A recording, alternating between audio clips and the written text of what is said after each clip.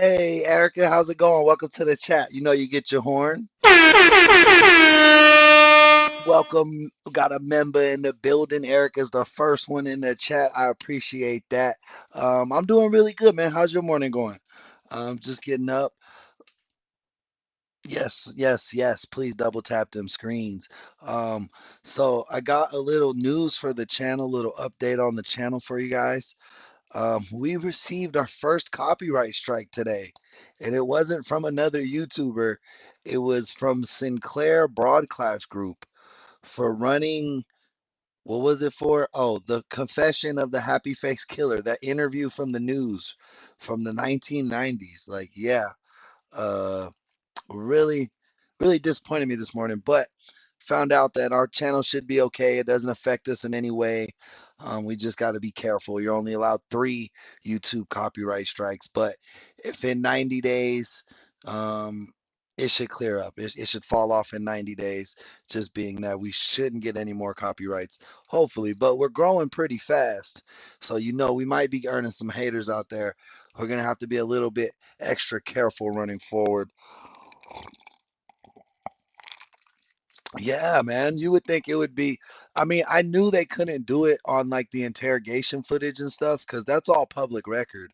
Um, you know what I mean? You can't really copyright that. That's public records. Like, you know what I mean? You can't copyright someone else's police camera footage. Like, one, you're not the cop, and two, you're not the person in the video, and three, it's all public record. We could all go down to the police department and put in our Freedom of Information Act and grab body cams if we wanted to. That's definitely, just because we do that doesn't mean that that content is now ours to keep only for us. And that's also why we do a lot of the reactions and conversations to protect ourselves. But it was the pre-recorded video. Yeah, it was the pre-recorded happy face killer video that had his confession on the phone with the news at the end of it. And yeah, they struck us for that. So I got to be careful with news articles and news interviews and things like that. Anything that's on TV, like if it's on A&E or on the news or something, you know what I mean? Definitely, definitely got to be careful with that for our own protection. But thank you for listening to the channel update. Just to let you know, we are okay. No worries. We're just going to be a little more precautious going forward, especially when we're doing our original content.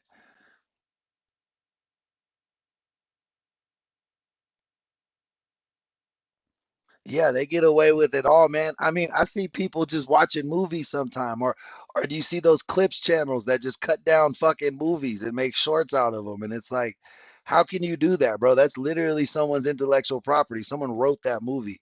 But an interview on the news, I would assume, I mean, I know it's through a broadcast network, but again, I thought the news was like freedom of press. Like I thought that was like public record, but it's not.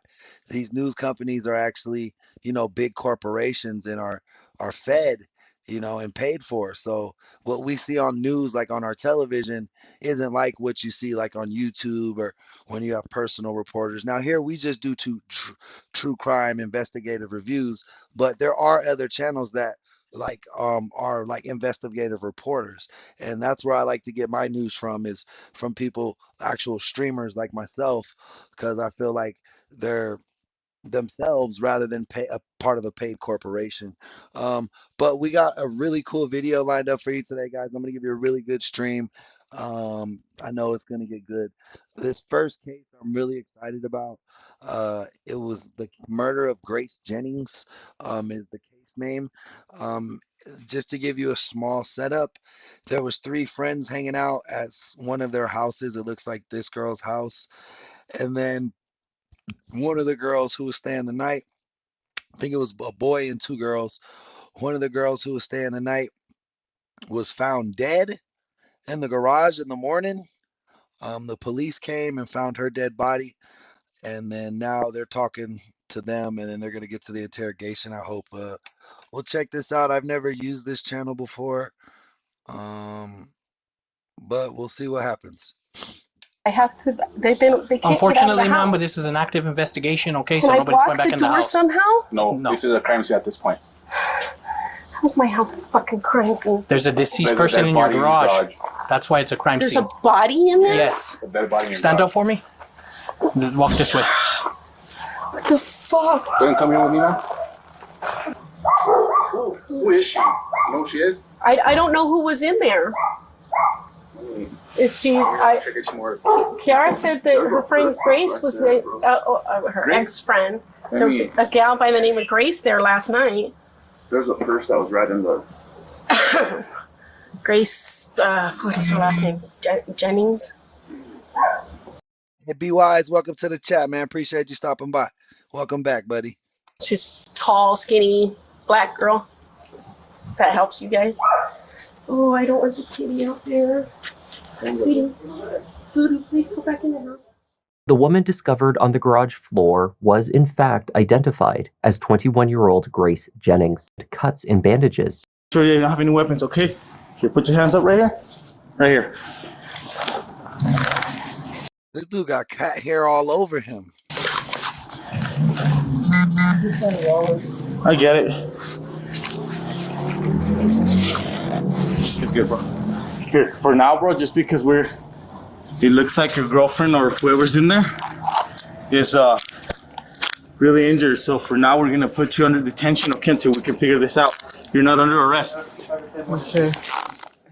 Isaac was No, yeah, Be Wise. I think the WWE and the UFC are owned by the same company now, and the WWE is going to ESPN. So I think a lot of the UFC pay-per-views are going to go to ESPN too, because they're saying like SummerSlam and all the pay-per-views that are normally, or all the pay-per-views for WWE are going to be for free on ESPN now because of some merger. escorted to a police cruiser. The owner of the cell phone shop overheard the phone conversation between Isaac and his mother, which had prompted the call to 911. What happened when he got here? Like, can you just kind of tell me what's going on? He just came in, kind of shook up, kind of like even grabbing to the things. Okay, like kind of stumbling?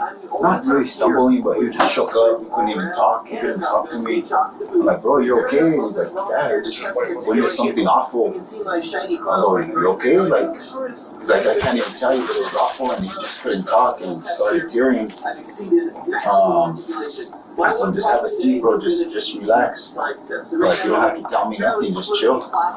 And then I think he was on the phone talking to somebody. And He came in crying, kind of tearing, shooken up, but he said that he did something bad. no, he said he didn't. He said he witnessed. He witnessed something. He said I witnessed something awful, and I can't. And then he just kept stuttering. He couldn't even tell me. I kind of overheard when he was on the phone. He said they used, from what I heard, is that he bought a sword for display and they used it against another person. Okay. And he believed that they were dead. Okay. After speaking with his mother over the phone, Isaac was contacted directly by law enforcement dispatch. That's wild. So basically, I think it was like a love triangle.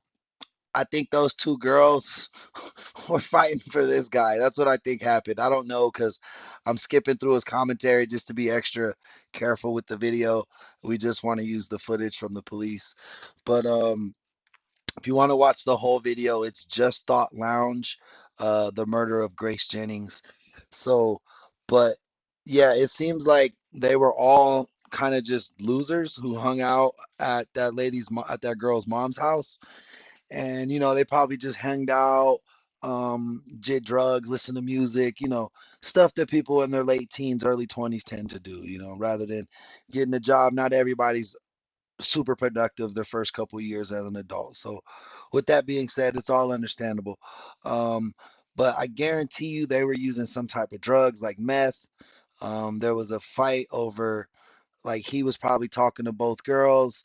I think the heavier girl probably used to be his girlfriend first, and then the skinnier girl, kind of caught his eye, and then I think those girls fought. The heavier girl probably cut the skinny black girl with the sword. So that's my guess. Let's see what happens. Very calmly and everything, blood on her hands. And Okay. Kiara, and I walk into the garage. She goes, "Oh, I just did it." And I'm like, And who was this? Kiara McCully. She told you that? Very calmly and everything, blood on her hands, and Okay.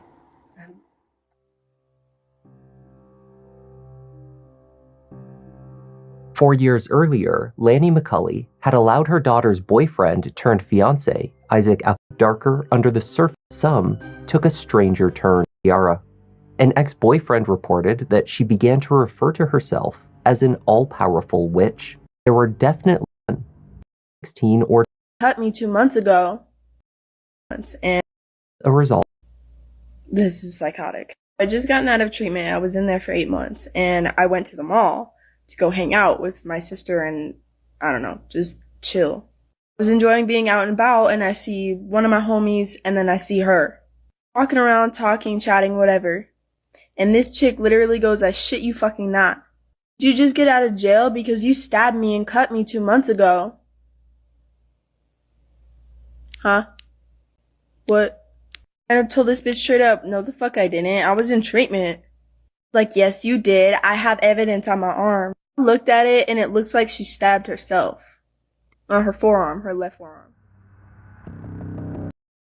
Well, how could looking at it be like, I mean, I get what this girl's saying. She's like, dude, I was in a rehab facility, so whoever you're mistaking me for, that's not me, which makes sense. But um, but what I would say is, how could you tell if someone cut themselves? Like if you just see a scratch on their arm, it's not, it doesn't, you can't really tell if someone cut themselves or not. By the autumn of 2022, the two had had very little to do with each other for years. Grace had moved on with her life. On August 22nd, her 21st birthday, Grace became engaged to her boyfriend, a man named Jackson, amongst friends and family. They were living in Albuquerque. New Mexico, we get a lot of videos in New Mexico. Be the mom of the 10-7. I don't know how you want to handle that. How we handle that. Grace's mother, Roma Resendez, had not been contacted by law enforcement about the death of her daughter. Indeed, there had not been sufficient time to do so before she arrived on scene at the garage on Jaguar Drive. Roma was at the house to collect her pay, only to... And I was like, "Yeah, we gotta find you a new place." Then I agree, you can't stay there. And then I spoke with my boyfriend, we cleared a spot. We were like, "Okay, you're coming here. I'm coming to get you." And after I called her and told her, that I was gonna come get her, she sent me this, from a screenshot from Isaac. For years. Walking around, talking it. Living Dhaka. After she arrived, Grace learned whose home she had been invited up was not working out. So she reached out to friends, seeking anyone who could help her find a place to crash. Isaac Apodaca answered the call. Grace could stay with him, he said. Only after she arrived, Grace learned whose home she had been invited to.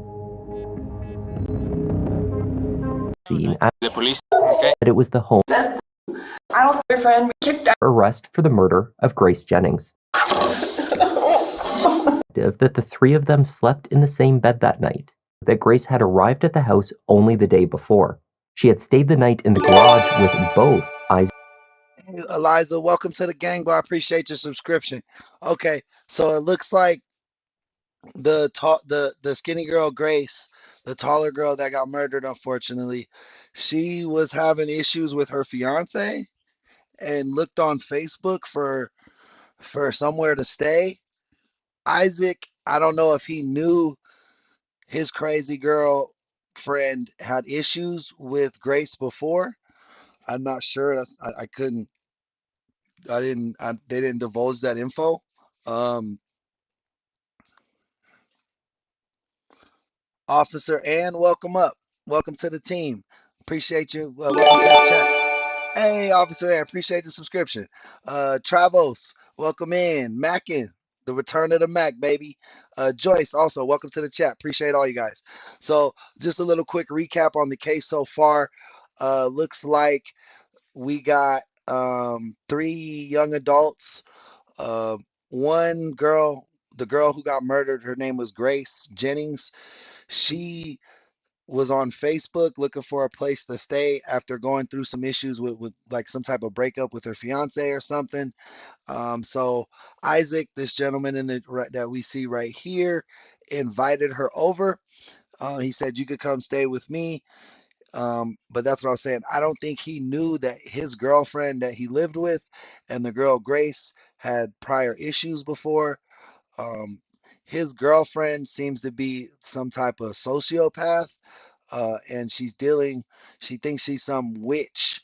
She said she thought she was some powerful witch or something. So, with that being said, the girl who was staying over there, Grace, I guess a couple years prior to this incident, had saw the girl who ended up stabbing her in the mall.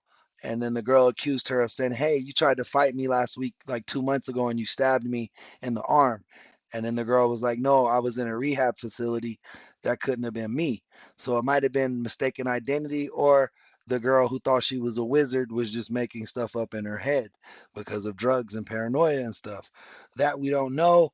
Hopefully, we learn a little bit more as we get to sit down with them in the interrogation room. Isaac and Kiara. 12 hours after her arrival, she was dead. Isaac told the detective that the 3 of them slept in the same bed that night. In the morning, he claimed that Kiara had told him he had to move out. She was furious that he had invited Grace to stay. I did it with a smile on her face, and I looked at the ground and I was like,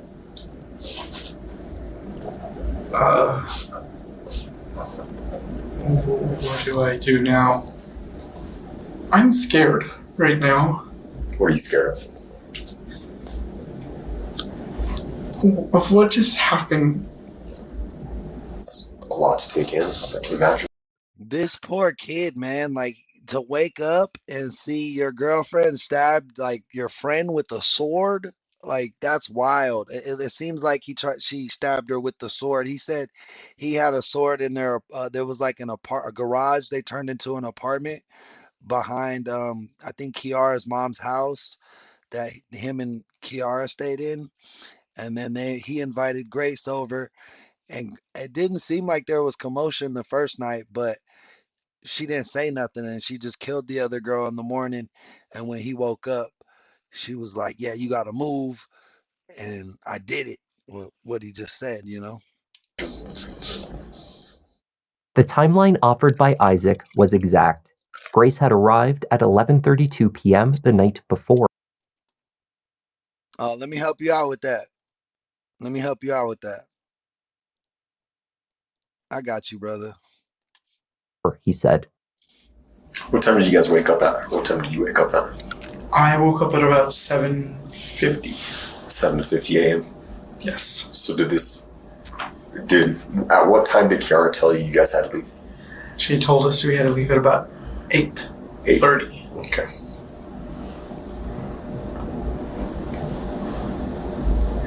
I'm being honest. At what time did Kiara tell you guys had to leave? She told us we had to leave at about 8:30. Okay. Hey, Jackie, welcome to the chat. I appreciate your subscription. I'm being honest. It was just before 12 p.m. when he witnessed Kiara's confession. How long did you use the restroom for? About 30 seconds. It was quick. Number 1. Okay. What do you mean by number 1? Pee. Hey, Keita, welcome to the chat. Welcome back. Pee. Okay. And then after you peed, you went immediately back to the garage? Yes. So around what time would you say that was at? 11:47. How certain are you about the time? I'm really certain. Really certain about the time? Okay. Detectives believed that the injuries observed on Grace Jennings' body were far too numerous and severe to have been inflicted within the span of only 2 to 3 minutes. At 12, and I think we got the call a little after 1:30. Yes. Kind of an hour and a half gap there. I know you said you called your mom and she quickly called 911, but it doesn't really seem to line up with our timeline, at least from. Can you help make me understand that? Was there a long period of time that you and Kiara? As of right now, I don't think he's involved with it. Like, I mean, he's involved, but I don't think he had anything. I don't think he did it or play or helped in it.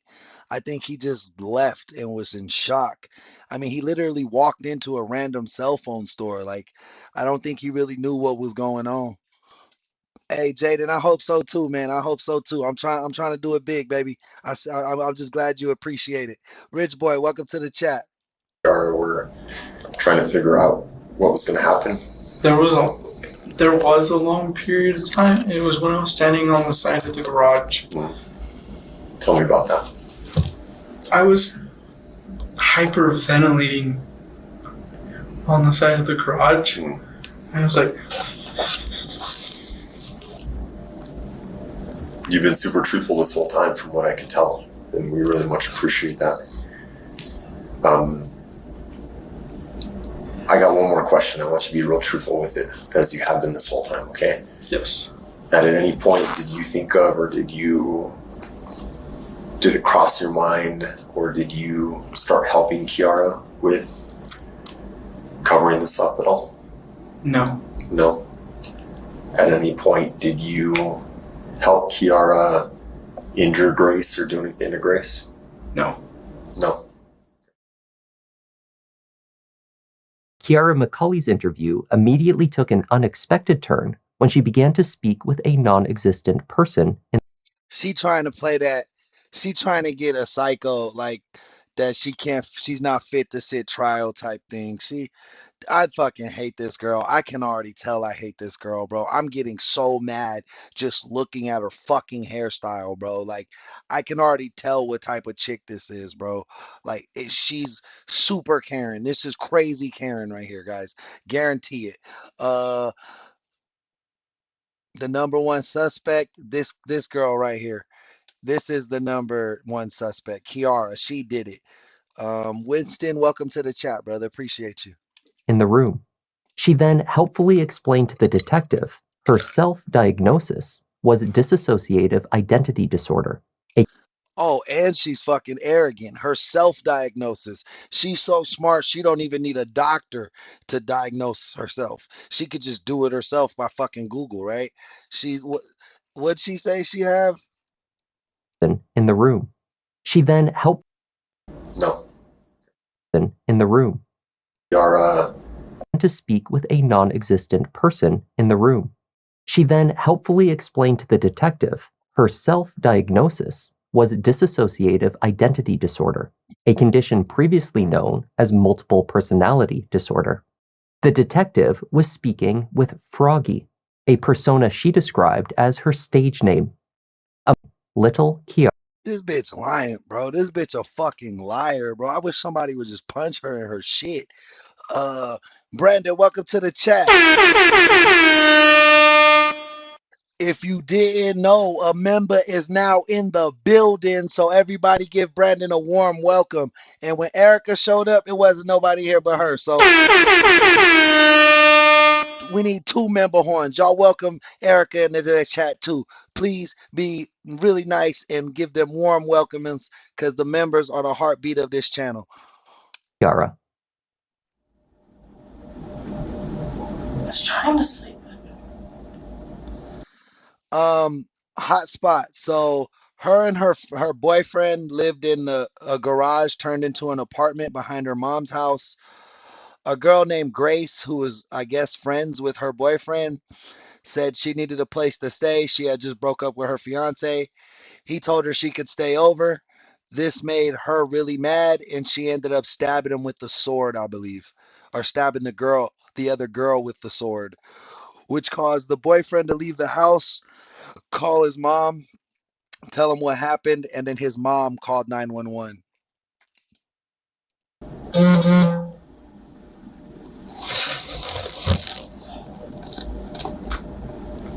Hey, Steve, shout out Texas, man. Brandon, welcome to the chat. Hotspot, how you doing? Do you want fucking memories from me again? Damn it. Sorry. Who are you talking to? My best guess is that I have DID, but I'm not 100% certain. What's DID? Dissociative identity disorder. One personality that... This bitch look like she talk with bird hands, like she be doing this shit. I hate that shit. I haven't seen in a long time. Like, I haven't communicated with her. Wow, I'm tired. Her name was Jess. Jess. Nikki, maybe. Hey, Winston Beckman. That's the first super chat of the day. We appreciate you. Shout out to UK too, man. If that's where you're tuning in from, we appreciate you so much, broski. Guys, if you want to support the channel, remember super chats are open, but we also have memberships. They start at 99 cents, and it's a really good way to support the channel. Both ways are accepted and duly appreciated. So thank you guys so much for doing all that you do so that I can bring you the best in true crime. Remember, the chat is the star of the show. I'm only your co-host. Jessica, but you always called her Jess. Any other personalities? There's the little version of me, which actually responds to my biological name, my government name, which is very dangerous for her, and I don't want her to get hurt. None of us do. She responds to Kiara? Yeah. Kiara, or Froggy, told the detective about her past with Grace. She claimed that a video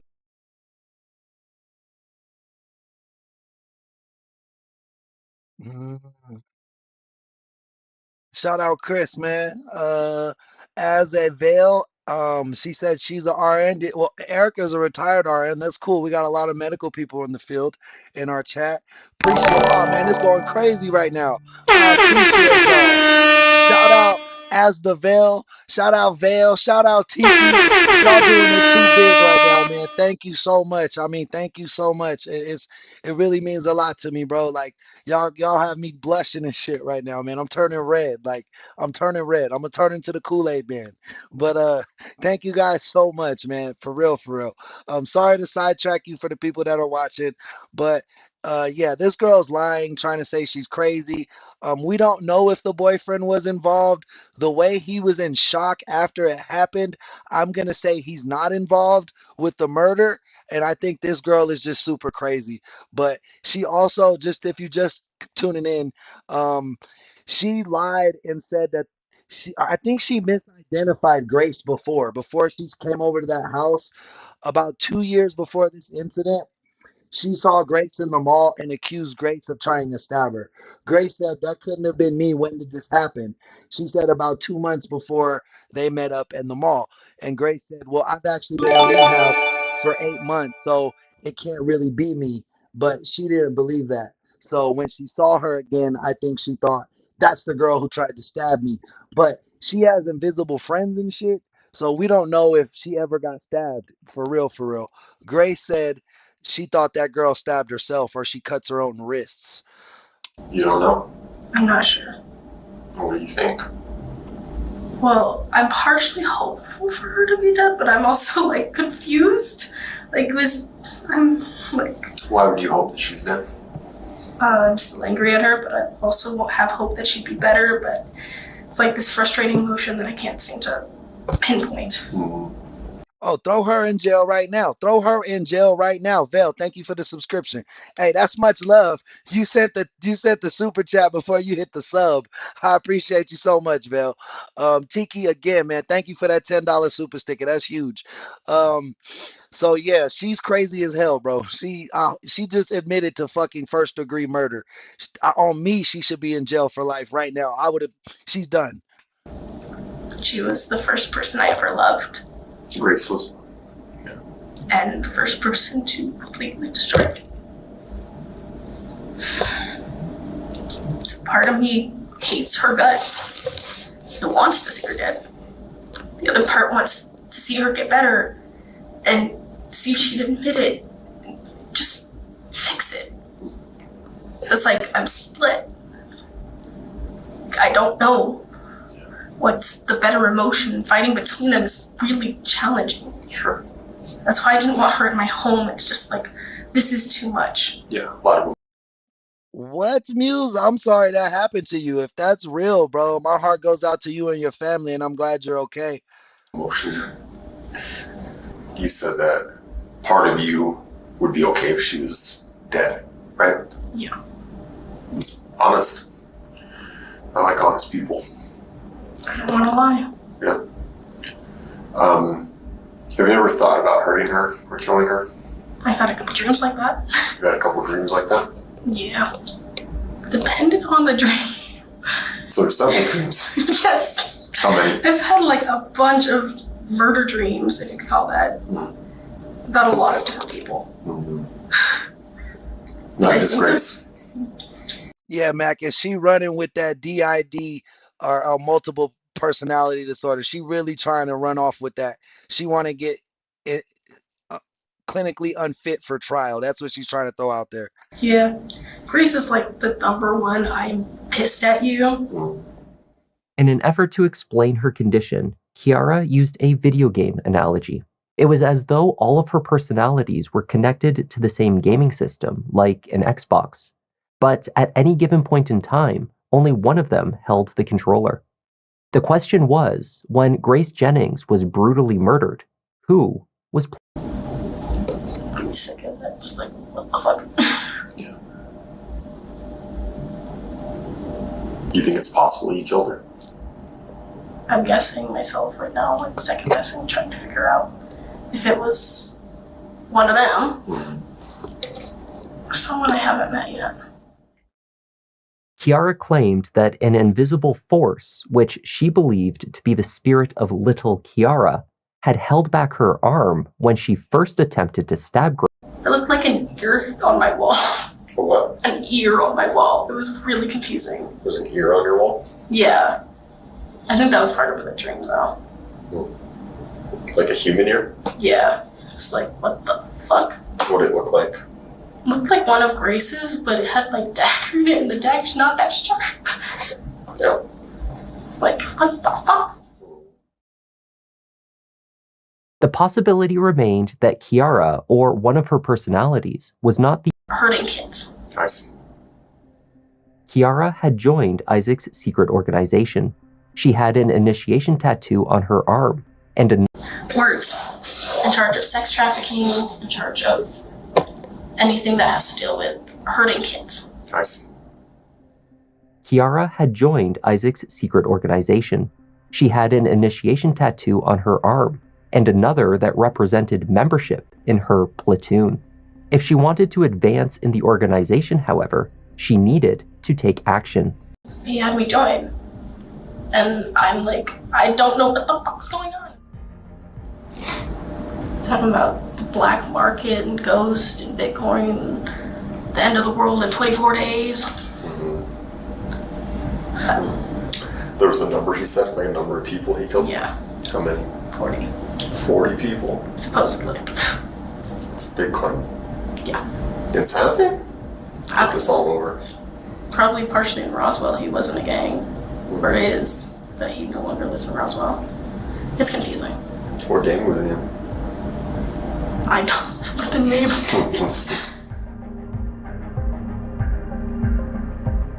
Planning the murder and discussing the subsequent night. So I'm here planning the murder between Kiara and Isaac throughout that night as Grace slept. These messages, exchanged on Facebook, appeared to show the two planning the murder. Yup, he actually is 100% involved. He had me fooled with his shockness. I'm not gonna lie to you. I thought it was just her by herself. But they're both crazy. They both are crazy. But that dude ain't killed no damn 40 people, bro. And discussing the subsequent cleanup. Detectives read through Isaac's Like me to do? Stab her? I don't know. I don't have the energy to do shit. I don't know. That's not me. That's not you? That's not me. Who is it? That's the other phone that's been they were being used to message back and forth. Isaac, this is getting really weird, man. I have a second phone. You have a second phone. Yes. Where is that phone? That's at the house. Okay. It is logged into the same Facebook account. Okay. I don't know, man. These messages look a lot like there's some conspiring going on, some planning going on. The detective then read through an exchange that took place as they prepared. Dagger and sword. Okay. And I messaged Dagger because it's. Why is blunt better? She says you say it cuts like butter. She says just gonna stab the throat. Is that what she's trying to say? The thought. Just gonna stab the thought. Yes. Instant, or will it take long? What does she mean? Instant. What do we do about the mess? What do we do about the mess? What mess?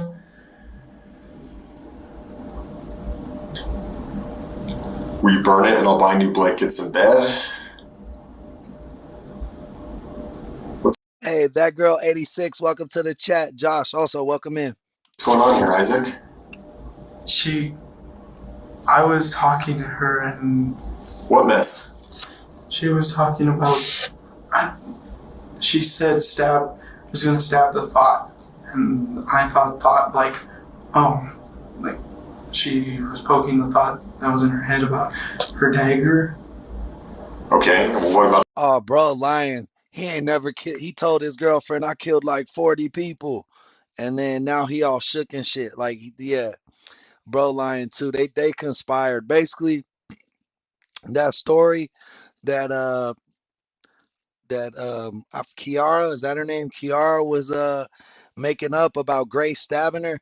She's probably been telling Isaac about this for a minute. So when Isaac invited her over, he already knew what the deal was. Like they both knew what the deal was. There was no I invited her over without telling my girlfriend.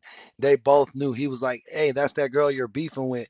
I'll get her to come stay over here and then you could set her up essentially." The mess? What mess? She had made a mess in the bed.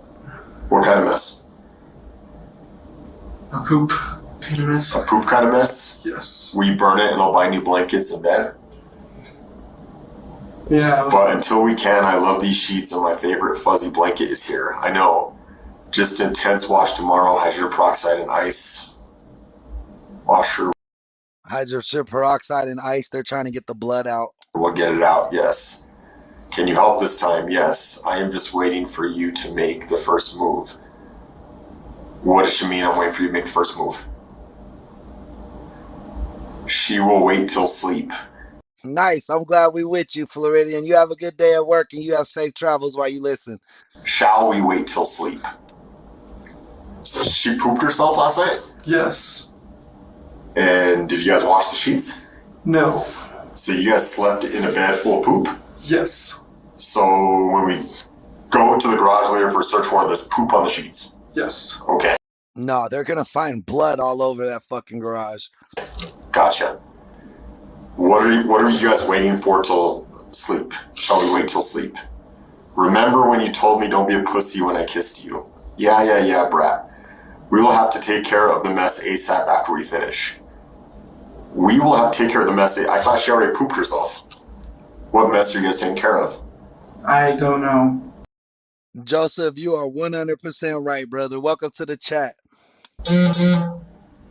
You're in charge of cleanup. Okay. I can't tell if she's falling asleep. It feels like it. Her feet are on my side. I wish you'd make the first move for once. Remember, you'll move up the ranks, plus you get perks in the black market since this is your first. Your first what? Isaac, what the hell happened? Tell me what happened, for real. Can we stop making up lies about these messages? What the hell happened last night? Isaac did not admit to luring Grace to the McCulley house with.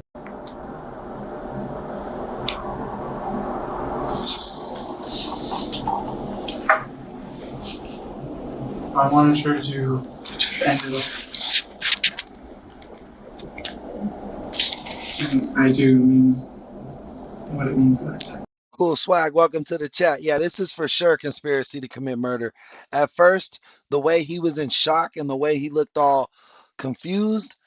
I thought maybe he didn't have nothing to do. I thought maybe he was telling the truth that his girlfriend just snapped and killed their friend. But turns out none of them were friends, and that girl was just looking for a place to stay, and she thought he was her friend, but really he wasn't. He was trying to set her up for his girlfriend. You meant what it says in that text? Yes. Why? Come on, man. Help me make sense of all this, dude. He was bringing great suffering to Kiara and Who was? Grace. Grace was bringing great suffering to Kiara? Yes. And that's why you want. Yeah, now that he's in custody, yeah, he is. But right after the murder, he just left. And then he wandered into a fucking cell phone store all panicked and then told the workers, like, I just seen something. Like he was acting like somebody who didn't expect it. I I think he talks a big game like to his girlfriend all these years, like he be killing people and doing shit. But in reality, he had never done any of that. And he just talked his girlfriend into doing it so he could see what it's like. But now they're both going to go to jail for life, hopefully. Wanted Kiara to kill Grace? It seems that both Isaac and Kiara believed, or claimed to believe, the story they told themselves about Grace Jennings, that she had somehow sold 14-year-old Kiara to a group of men. The video of the incident allegedly circulated online. It was this unsupported assertion that Isaac also made to the detective to justify the murder, though he fully were charged with first. I don't know when. I don't know when.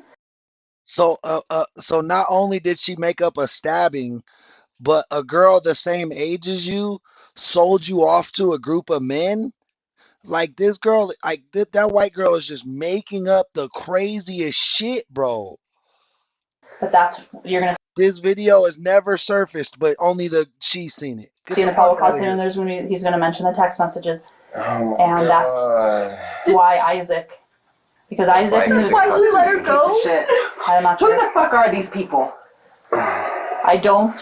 If right now, without talking to Kiara and just listening to Isaac and the text messages, it looks like. No, they weren't 14 when this happened. She said that girl that they killed, Grace, Kiara, the crazy white girl, said that Grace, the skinny tall girl, so when they were 14, sold her to a group of men to be used sexually. She's just making up extreme stories to try to give herself an excuse. Like, what do we always say? The killers try to deface the character of the victim every time. Every time they will do that to try to justify the murder, whether it's just to themselves or to the police. I don't know what the fuck they be thinking, but that's what they do every fucking time, bro. It's like a storybook. It's like a template for murder, not the like, you know what I mean? And it always gets them caught. Like probably Kiara did this. 1 month after the murder, in November 2022, a judge found Kiara McCulley was not competent to stand trial. She was sent to the New Mexico Behavioral Health Institute in Las Vegas, New Mexico, to receive treatment. Only a month after that, however, a state evaluation found that she was competent, and so was Reba 24. Isaac fired his attorneys and had the judge tear up the deal. He re-entered a plea of not guilty. A backlog at the state's crime lab initially set back the trial date by years. Now, with a new legal team that needs to get up to speed, the start date for Isaac's trial has been pushed back once more. In February 2025, however, Kiara McCulley made a deal. She pleaded guilty to second-degree murder in exchange for her future testimony against her former fiancé, Isaac Apodaca. I thought they were gonna get them second degree too. I don't know. I don't know if I said that earlier, but I was thinking she wasn't gonna get first degree because even though it's easily shown that they planned it out, she was gonna try to lean on her mental status and her boyfriend controlling her brain and shit like that. So the police were like, all right, you'll testify against him that he made up all this crazy shit and he helped you, that you guys planned this together. We'll give you second degree. That's crazy, bro. Should his case ever reach trial. She faces up to 30 years in prison under the deal, despite the downgrade in charges to second-degree murder. The deputy district attorney said the extra time is due to the brutality of the murder.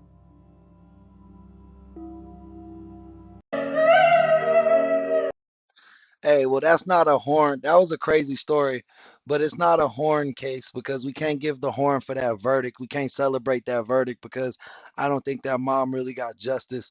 One person is still waiting trial, so we don't know. He keeps getting his trial pushed back by firing his lawyers, making deals and tearing it up. Hopefully he gets, I don't know if they have capital punishment in New Mexico, but hopefully he gets capital punishment. And I hope damn well that that girl does at least 30 years. Second degree murder for the brutality of that. Like I said, when people don't use guns like that, like to me, 30 years sounds like that's not enough. Them people were 18, 19, 20. They'll be out by their 50. I mean, she can still live a good life. I mean, not a full life, but a decent life. When the victim is dead, bro, they're dead forever. I'm telling you, on them brutal ass murders like that, I'm sure if you had two choices, hey, shoot me in the head or slice me up with a fucking sword. Like you're gonna pick shoot me in the head. Like if I gotta die, I want it to be quick, right? Yeah, I feel so bad for both those mothers. Like the mother of the girl who got killed because what was really sad was they were supposed to go pick her up in the morning. Like when her mom saw her on Facebook asking more places to stay, she called her daughter while she was at those people's house and they said, "Hey, we're going to clear a spot out for you. We'll come get you in the morning. You can stay with us. You don't have to live there." And in reality, that girl didn't have 12 hours for you to clean out that room. So I know that mom feels bad. They should have just went and got her right away. Catherine Magbanua is facing a first-degree murder charge for the slaying of Professor Dan Markel.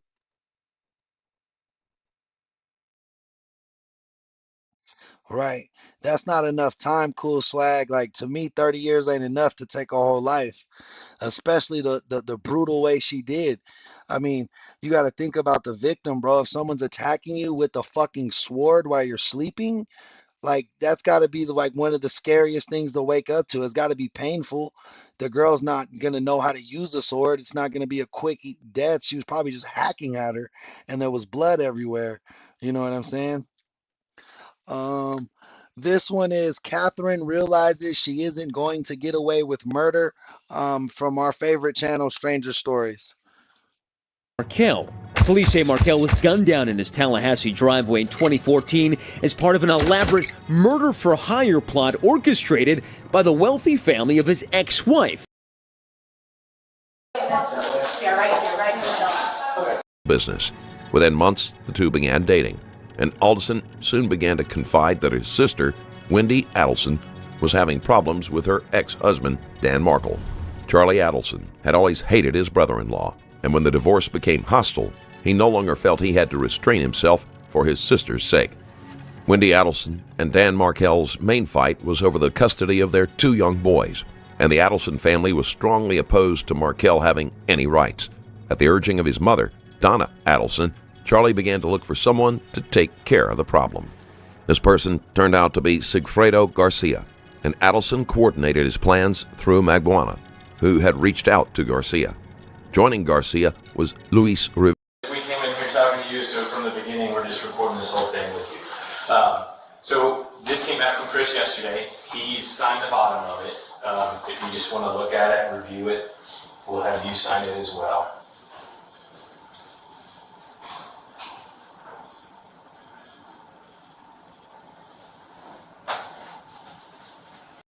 Garcia and Rivera drove by Markel's home and shot him in his driveway after several trips to learn his schedule. Markel later died at the hospital. He was strongly opposed. This person turned out. Okay, so they had him murdered. So once he divorced the sister, or that guy's sister, his wife? Who is this? Catherine Magbanua is facing a first-degree murder charge for the slaying of Professor Dan Markel. Police say Markel was gunned down in his Tallahassee driveway in 2014 as part of an elaborate murder-for-hire plot orchestrated by the wealthy family of his ex-wife, Wendy Adelson. The motive for the alleged hit? Officials believe the Adelsons were desperate for Wendy and her 2 children to move closer to them in South Florida, and Dan Markel was standing in the way. Trials for the 2 alleged hitmen are scheduled to start in the coming weeks. Both have pleaded not guilty, but we've learned that authorities are trying desperately to flip them, hoping they'll testify against the Adelsons.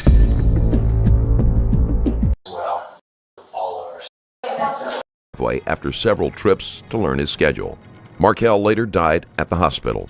The Adelson family was if you just want to look at it and review it, we'll have you sign it as well.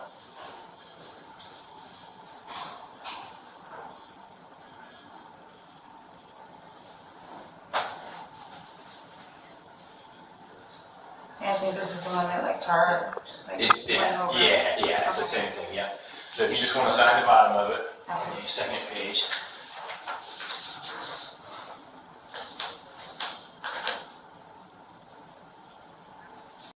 Publicity of the trial and the amount of, you guys didn't do this, you guys talked to her before you turned the camera on. We're not gonna have, we don't want to have any of those games played. We would rather have everything, recorded and documented so there isn't, you guys sat down with Katie and told her what she needed to tell you.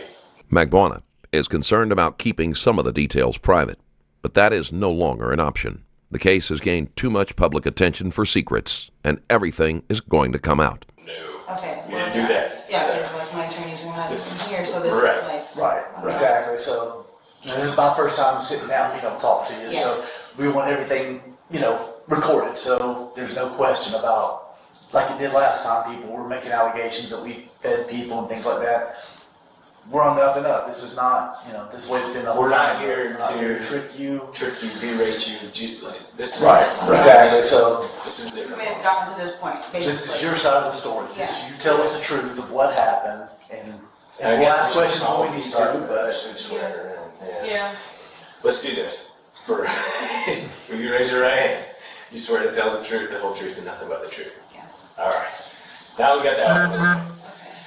And all the confusion.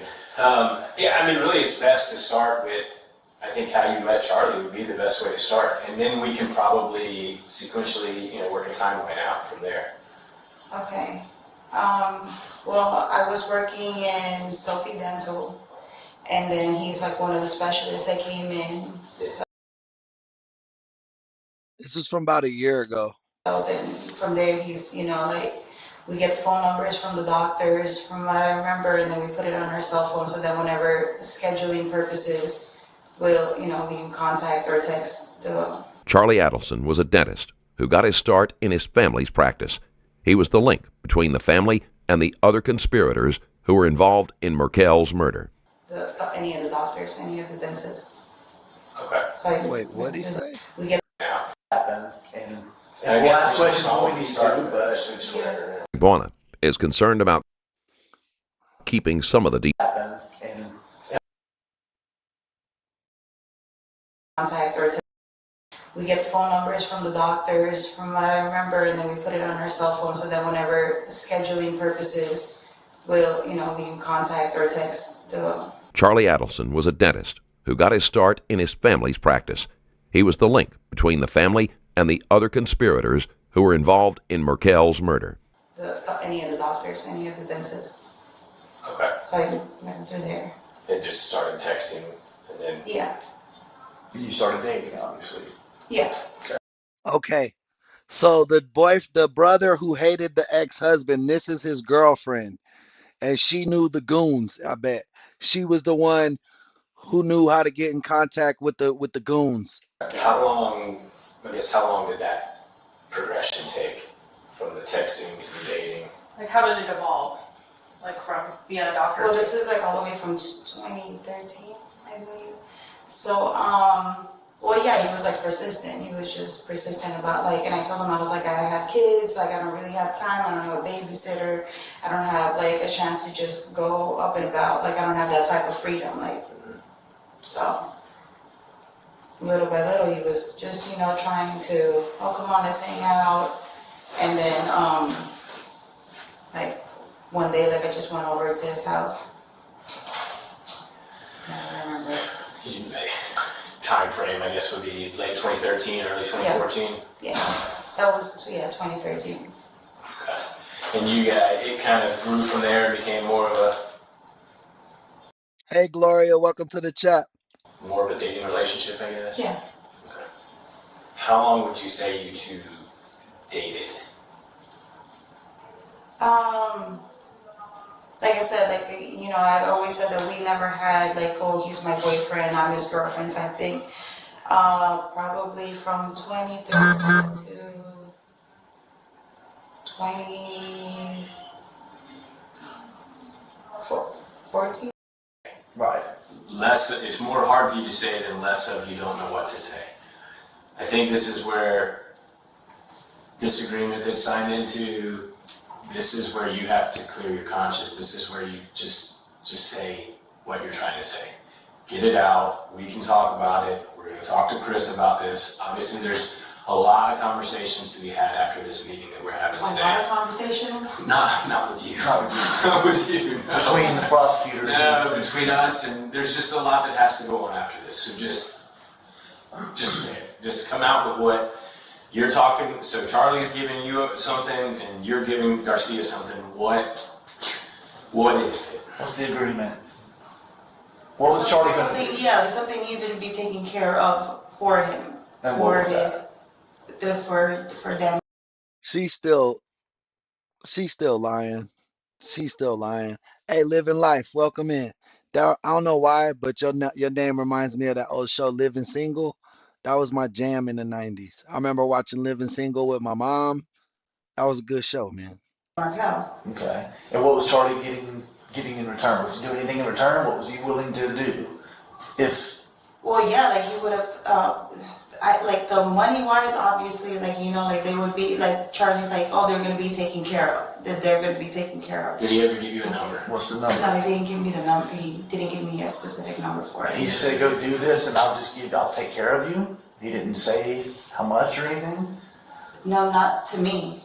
Like, that's what I'm saying. It's like now, like, you know how you guys were talking about like the $100,000 or whatever, like, he never said that amount to me. Like, I just know that they're going to be taken care of. Like, he was assuring me that they're going to be taken care of. Obviously, has nothing to do, you know, like that's what I'm saying. Like, I don't have those facts for. How did he know who was going to take care of it, or who he needed to take care of? I mean, I figured he knew that I was like going to go to somebody that I trusted and relay that to Sigfredo. Okay, so he knew Sigfredo. I just don't, that's what I don't know that if he knew Sigfredo like that. Did you tell him it was Sigfredo, though? No, I never mentioned that it was.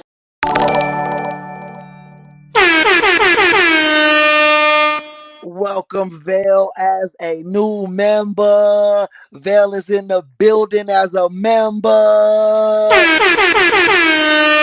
Thank you so much, Vale. We appreciate you. Okay, yeah. That's fine. But you told him you would have it taken care of. He used to tell him I did. Yeah. Oh yeah, Be Wise.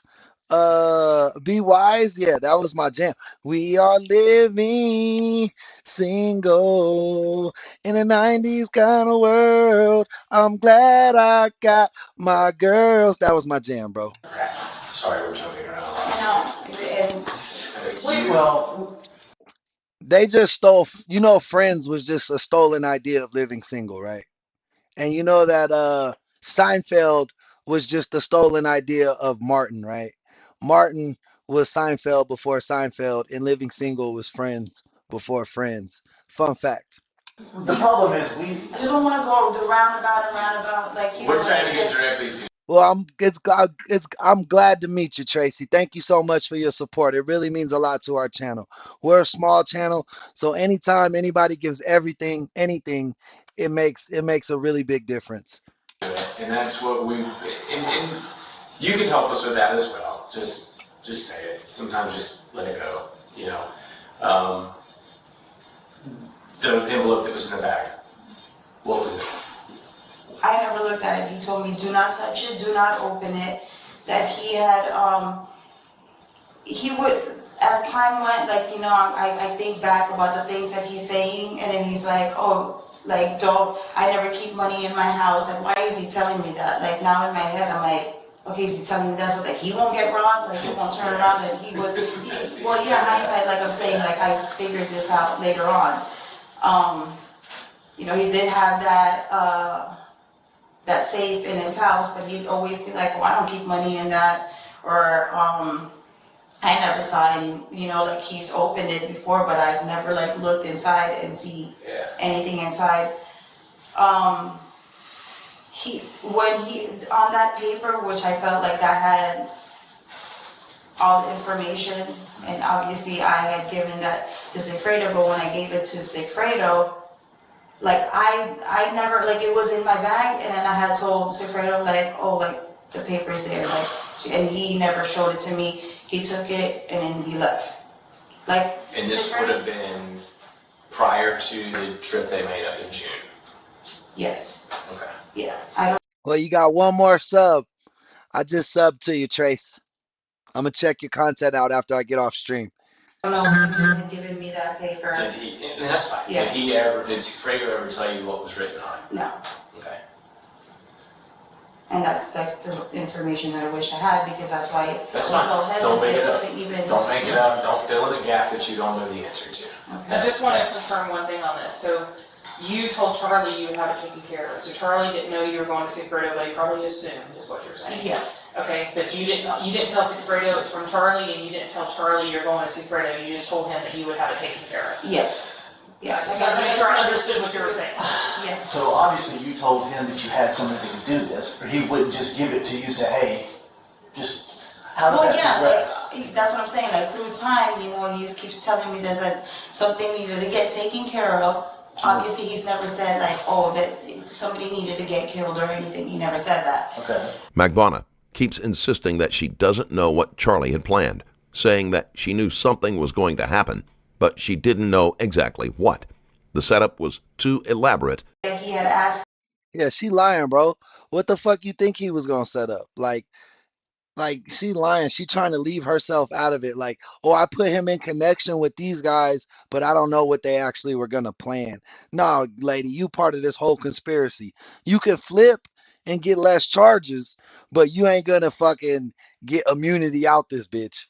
Me in Halloween in the parking lot. I was like, oh, okay. You know, obviously the first thing in my head was like, oh, if somebody need to get beat up, whatever, like, Sigfredo's, you know, like that's money for him. So Halloween is when you told him? The one that I, You said how did I tell? How did you tell him that you had somebody? When you said Halloween, is that when you told him that you had somebody that could do it, or? To Charlie, yes. Yeah, I probably suggested, I'm like, oh, okay, yeah, I know somebody. Okay, so you're saying that was at the Halloween thing? Yes. Okay, so that's all the way It back in just October. stuck, yeah, it stuck out to Okay, me. that's what I wanted, Yeah. that's what I was trying to get the clarification on. So you told him you had somebody, you just didn't tell him who, Yes, and you just left it at that. yes. And you didn't ask him how much he could pay, how he could take care of, any of that. He just always, he's always told me is like, oh, they'll be taken care of. Didn't give me an amount, didn't tell me. So what did you tell Sigfredo to get him to do it? Like I said, I don't know how I told Sigfredo. I probably told him like, hey, like, you know, you can make some type of money if you take care of this for somebody else. He's like, okay. But you didn't tell him how much? No, I didn't know. Or never gave you an amount or anything? No, You he just trusted always he would said, pay you. Hey guys, we're up to 25 likes. Let's get to that 50 mark. Double tap them screens, please. yeah, I guess, stupidly, yeah. I figured And if they can, You lucky dog, Mr. Good Citizen. like, yeah, like, it's, like I said, like, you got, like, you know, I'm the middle person, obviously, I see everything now, like, yeah, like, it was going through me, but I know. And it's fine. You look back now and you feel. I'm like, used. that's what I told Tara. I was like, listen, like, I was manipulated, I was used, I was, you know, and it's like, and I feel stupid because it's like, you gonna cry in the car. guys are even like, I know, like, even through trial, like, you guys, it's like, yeah, and I'm being truthful in that, like, when I see everything, it's like, of course, everybody's just looking at me like I'm a part of this whole thing. And it's hard for me to like it took time. Like, you guys didn't know what I was going through in jail. You didn't know, even with family-wise, you know, you met my brother. Like, it's, how do you just go about it? Like, okay, I had this whole part in this whole situation, like even conversations with like, that's why I was upset too with the Dolce Vita, because Hey, Mr. Good Citizen, you got a good setup, man. You know what to do with it. Keep doing what you do, brother. it's, once you see it in a different way, you're just, and then you sit back and you're like, I don't remember, like a lot of the things my brain has literally, and I wish like I wish you guys could just put something in my head and just extract all this information, but I can't. Time frame, which I know you guys can guide me with, but it's like, don't know what was said, I don't know how it went about, I just know like what, you know, certain things, and then from there, like I'll probably get back in the dorm, and then, I mean, like when I was in county, and I'll be like, oh my God, like this happened, or this happened, and then after that, it's like I push it away, I've suppressed so much of like the whole situation, and I don't want to waste anybody's time. I know we've gotten to this point. You're not wasting our time at all. You're wasting your own time, lady, by bullshitting because they don't believe you. But it's like we're not even. Yeah, I'm pretty sure he's joked about it about hiring a hitman. Yeah, he's very free with what he says, you know, and I never take, you know, sometimes, like I said, like I literally like blocked it off. Okay, so they made a trip up here in June. Yeah. Did you all receive any money from Charlie for that trip? For when they... Like to help pay for the rental car or anything? I've had, I mean, like, I'm trying to think. Whenever, okay, so Sigfredo got that paper. Like I said, he's never told me anything about it. Obviously, there has to have been information in there. Obviously, they don't, either one of them don't want me to know. And I don't want to know. I didn't want to know it, so. And you told Sigfredo it was in there to get it. Yeah, to get it, like just get it off the bag. Like I think he came over and then he probably went to the apartment, saw the kids, and I was like, oh, I have a paper for you in the bag. And then I just remember him stuffing it in his shorts and then walking out. Okay. And we never spoke about it again. Okay. Like I never asked him like, oh, what was on that or whatever, nothing. Like we didn't have a conversation about it. Okay. So, and then like, I don't know when Sigfredo like leaves, I don't know like what his, you know, we'd be good, and then I don't know what's going on with him. And I don't want to know what's going on with him, you know, so I kind of like block that out too. Because when I was with Charlie, then obvious, and just like that too, like with conversations, it's not like I'm there like planning things or whatever, it's just whenever I'm not with one, I'm talking to the other. It's not nothing specific or anything that has to do. Be wise, what is the Warren Foundation? I'm not sure what that is. With what happened. It's just, I don't talk to each other if like they're right next to me. Right. So obviously you guys weren't financially stable. Yeah. Renting a car to drive to Tallahassee. Yeah. How did that happen? I think it's, that Charlie has given me money, like, oh, like I probably told him like, hey, I need some money so that like. Charlie has given her money numerous times, usually cash, so it could not be traced. And I would always just say like these people or whatever, but now I'm thinking about it like he knew it was, you know, Sigfredo the whole time. So, yeah, probably like asking for like a couple So Charlie $100. was giving you all the money to pay for the rental car? Yeah, like he'd give it to me and then I'd give it to Sigfredo, I guess, like so that he can go about wherever he needed to go. But I didn't know about the Tallahassee, like even like anything with Tallahassee. You didn't know where they were going. You just knew that the problem that Charlie had, they were going to handle, and they needed money to deal with it. Yes. How did you know about that he needed a rental car? What did Sigfredo say to you? About getting a rental car? How did you know it wasn't? I mean, he doesn't. He has a. Miami. How did you know the problem wasn't in Miami then? How did you know he needed a rental car? That he had to go travel somewhere? Yeah. Yes. I don't know, like when, I didn't know anything about like the Tallahassee thing, but I guess he had to go somewhere. So it wasn't I mean, he doesn't, he be local.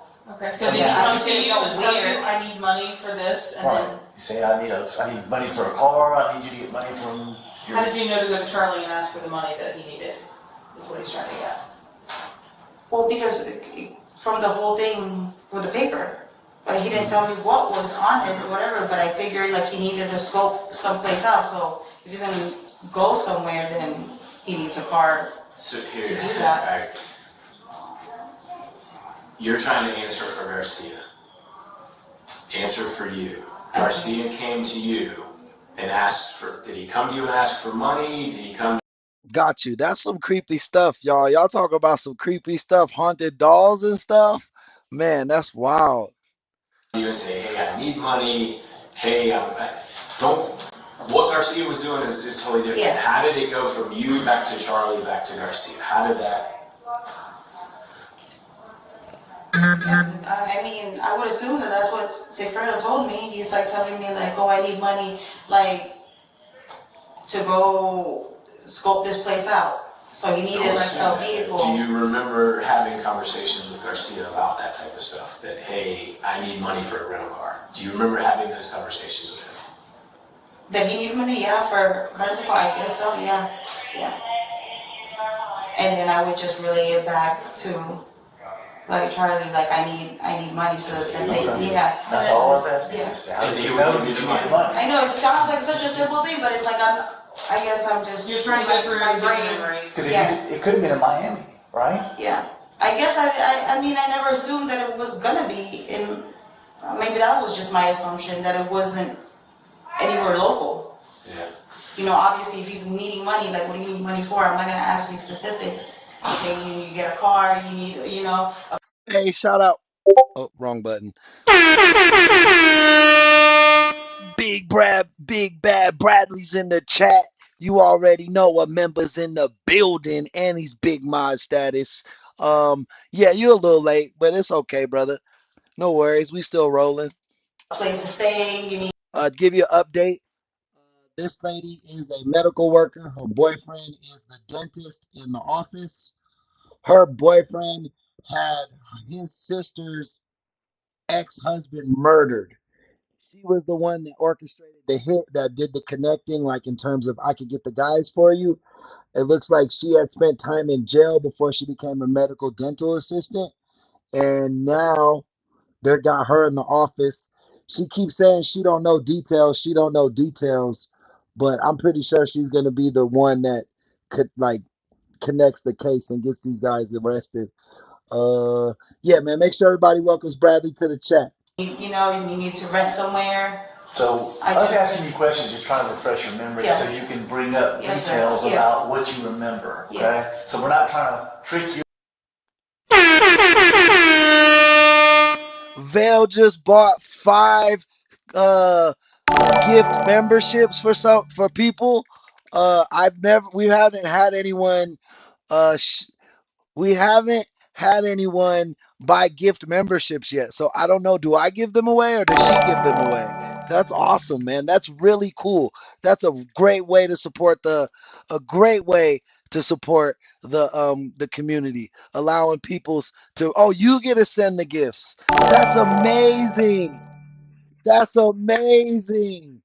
That's amazing. Shout out the community, man.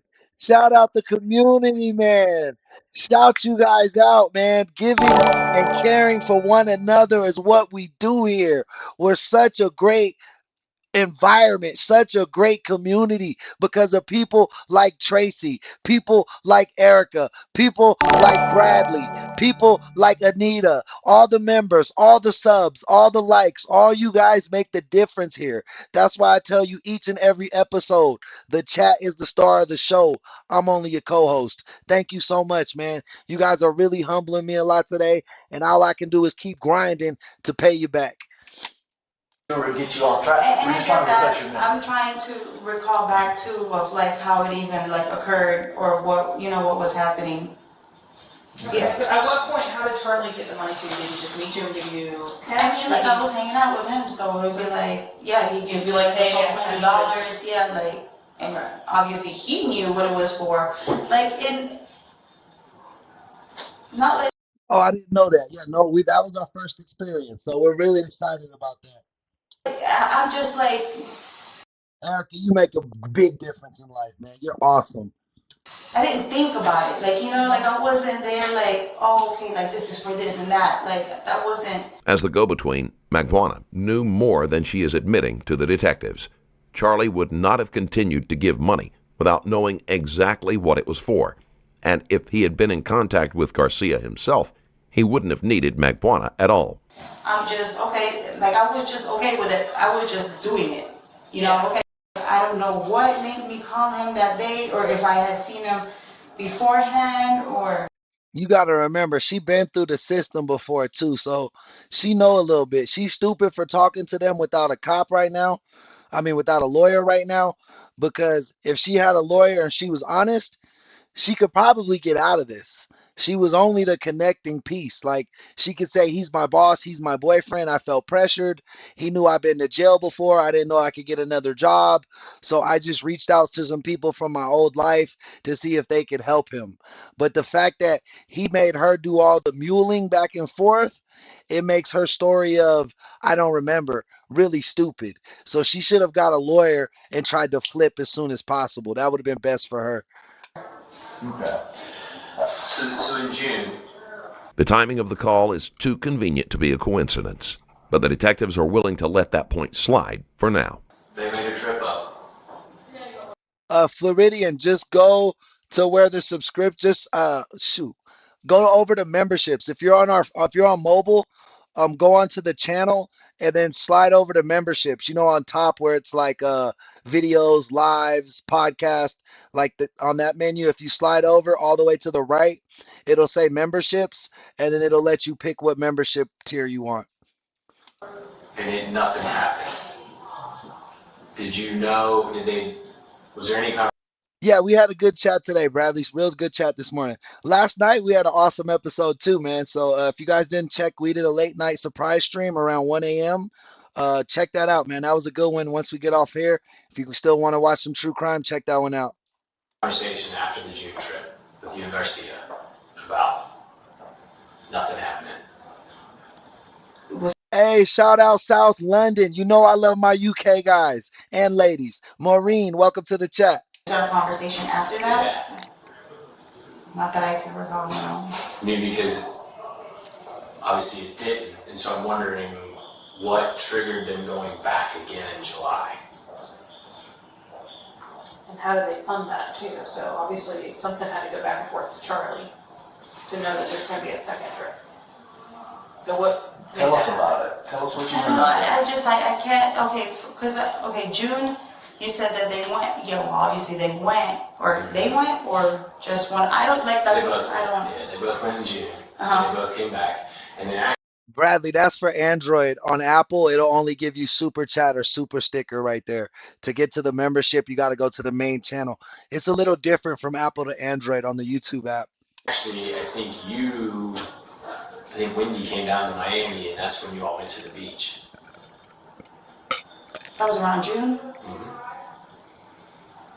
Yeah, but I have never spoken to Wendy about anything. Like, that was the next question. Yeah, like I've never spoken to Wendy about. So you tell us, does Wendy know? Did Wendy know about this?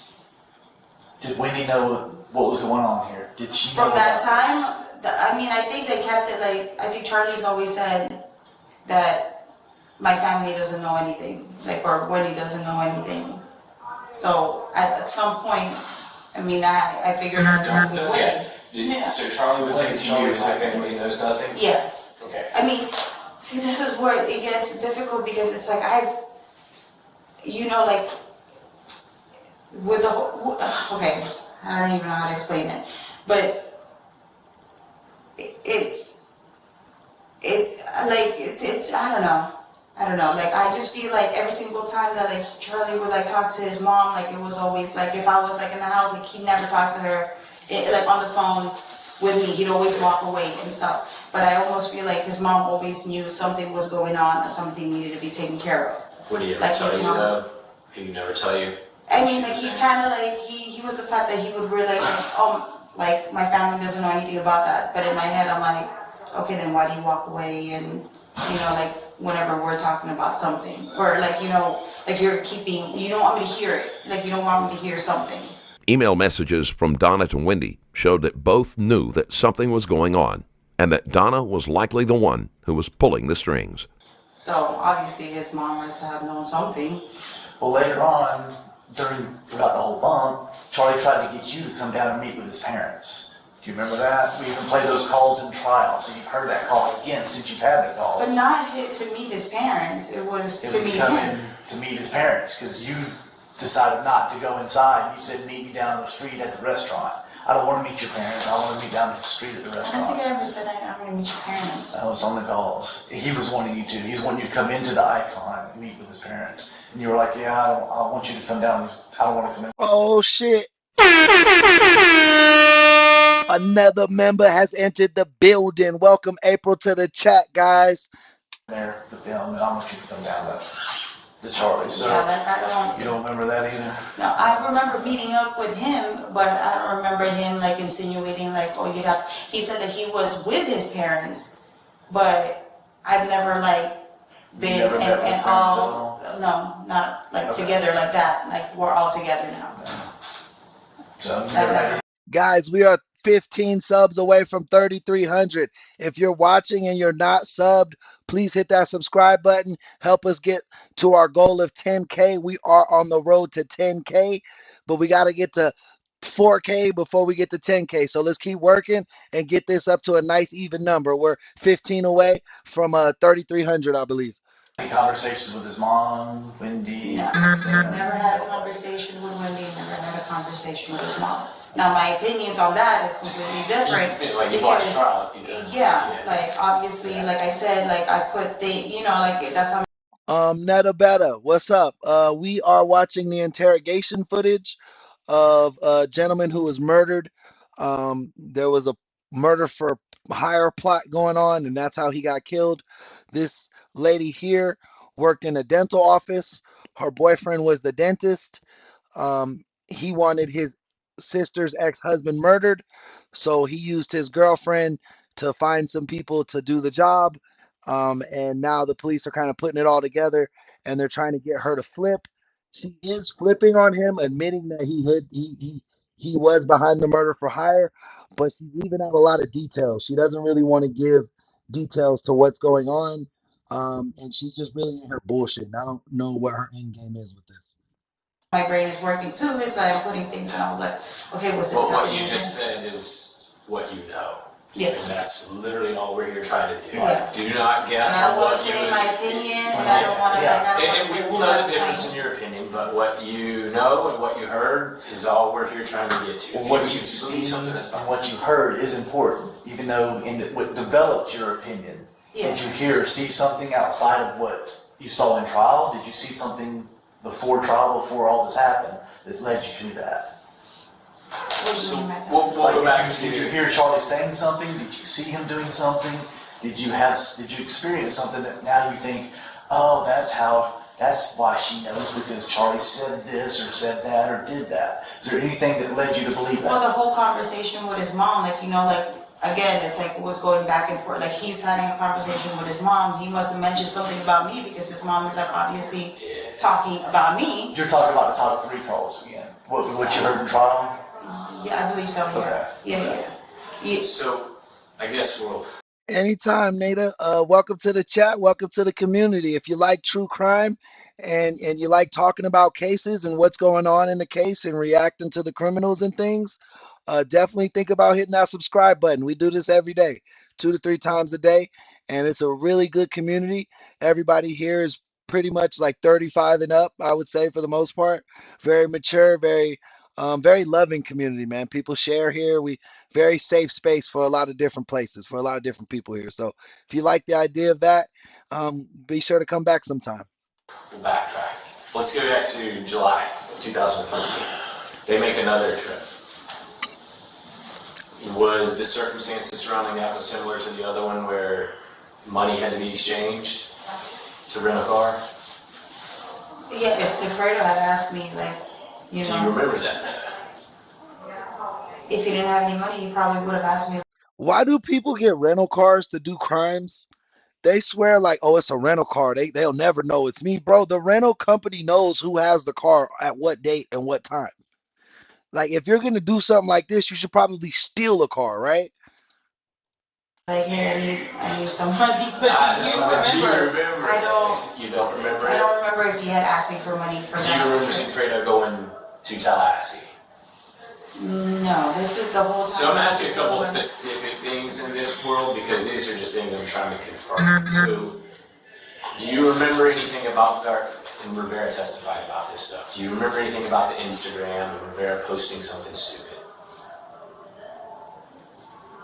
What he was talking about, like the tiger or whatever he had. Yeah, it has changed. Yes, it might be I'm not sure, Bradley. I didn't catch that. a zebra next week. I don't know. I mean, like through the trial and stuff, but No, nothing but that do you happened. remember? Oh, like that happening? No. Yeah. You don't remember calling and saying, "Hey, you dumbass, you put something on." I don't remember what you said. No, I would have. Yeah, that's what I'm saying. Like I never knew about Louis being with Sigfredo. Alright, so let's go to like I don't know how much I can trust him, but like let's go to the part about after it's done. And there's a phone call between you and Garcia. It's the first phone call, you've seen it 1,000 times. First phone call after it's completed, they're about an hour and a half away from Tallahassee. And Rivera says he hears you and Garcia talking. Where were you when that conversation took place? Garcia made an incriminating post on social media shortly after the murder, giving away his location. Magbanua angrily confronted him and forced him to take it down. When I was talking to Sigfredo on the phone? After Dan has already been shot. What was he saying that like I know? Or like I said I know? I think that was from her prior case. She said she did time in jail before. They said, yeah, she had been in jail before she got out, and then she met the dentist and became a medical assistant, I believe. But I never said I know or even had a conversation. I'm getting there. So where were you? Yeah. Do you remember where you were when that call was made? No. Okay. So you don't remember? Me and Sigfredo would talk, but I don't know. Like maybe I was in my house, in Treasure Drive. Okay. It's either that or I don't remember. I don't Well, recall. let's get this. You did take money from Charlie's house. Yes. And take it and meet Garcia and Rivera. The day after. That's where it gets a little blurry for me too, because I had gone to Lewis's house plenty of times and go. Okay, irrelevant. Yeah. I think our guy Floridian, I think this is by his house, he said. You took money. Yeah. How much money did you get from Charlie? I never saw it. What was it? In the trunk. Okay. Go through that whole thing. I don't care what day that was. Just tell me what that was. Okay, the night that Charlie told me to come over to his house and that he was like frantic about everything, I was like, okay, whatever, I'll come over. Okay. That's when he had mentioned that about the accident, but I didn't know that Markel got shot. Like I didn't know about that. Like you knew it was I don't her. think I didn't. Not even him. I don't know if it was him that he was. I think so. I guess, but like never saying about like him getting shot or whatever. That's why that phone call of me knowing would have never occurred because I wouldn't even know anything and Charlie didn't say anything on the phone. Well, obviously a phone call occurred because there's records of that, and you and Garcia talked. Well, yeah, like of me but saying you don't that. remember the specifics that Rivera's telling us. Yes, Okay, fine, that's fine. We can work with that. Before you went to Charlie's, you went and met with Sigfredo. When they got back to town that night, you went and met with Sigfredo. Then you went to Charlie's. Do you remember that? I don't think I met with Sigfredo though. Like, Yeah, the guy who got killed definitely didn't. He had some type of money. I mean, he looked like he was a career guy. You know what I mean? I think he was like a dentist too or something. I forget what his occupation was. April, you know a little bit about the case. Do you know the gentleman who was murdered? Do you know what his employment was? Talking to him, you talked to him, and then you showed up right there when they were close to her house, and the records show y'all, they went to was it Duffy's? Is that the sports bar they went to? that was close by or Yeah. Yeah, that bro was a lawyer. Yeah, he didn't stay in the hood for sure, even though he lived in Tallahassee. His house looked nice too, who they shot him. Thank you for the assist, April. Right, close by. I don't recall meeting up with Sigfredo. I do recall going. Hey, what up, Hunter? Welcome to the chat, my boy. This lady and her boyfriend set up a plot, a murder for hire plot to kill her boyfriend's sister's ex-husband, so that her sister could move out of the state, I believe. Going to Charlie's house. Because right after that, that's when you talked to Charlie and you drove up there to Charlie's house. It was right after you. Because I know I left, and we were like, Charlie was telling me to come over to his house. Do you remember meeting with Sigfredo after we got back and telling you that it's taken care of or any of that? Like, do you? I used to, man, I remember I loved college football as a kid. I still watch it, but as you grow older, you kind of don't have the same passion for sports. Uh, but man, I remember Florida State in the 90s, man, in 2000, early 2000s.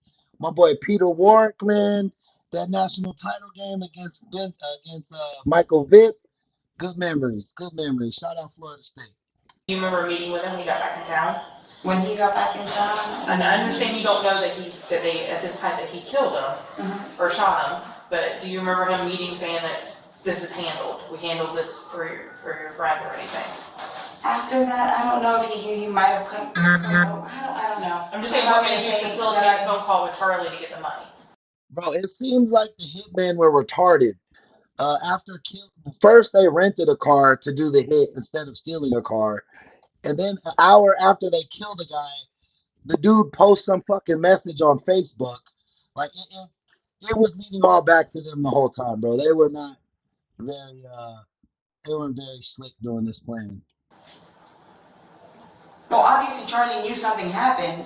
Therefore, when that happened, he was supposed to have like money. Like Floridian, did you go over to the memberships? If you go over to memberships on the channel, you got to go to the channel and then just go over to memberships, and then it'll let you pick it. See, just go over to memberships like that. I don't know if you can see, but and then it'll let you do what you got to do. But if you got to wait till you get on the laptop, that's fine too, brother. like ready, because he knew that he had to pay. So that was the understanding once it was done that he was to pay right away. Yeah, but I wasn't. Or do you have Android, Floridian, or do you have iPhone? Let me know. Because if you have Android, you could just click the super chat sign, and then it'll say like memberships. I think you could join from there on Android. Like, I didn't know I'm going up there to go meet up with Charlie so that I could, to get that. Like, he doesn't want to say anything, obviously, on the phone. Right. So when I got up there, I just remember that he was like frantic, and he was just like, I even remember he had like a gun with him, and I was just like, what? Like, but he was like just acting weird at that when I got to his house.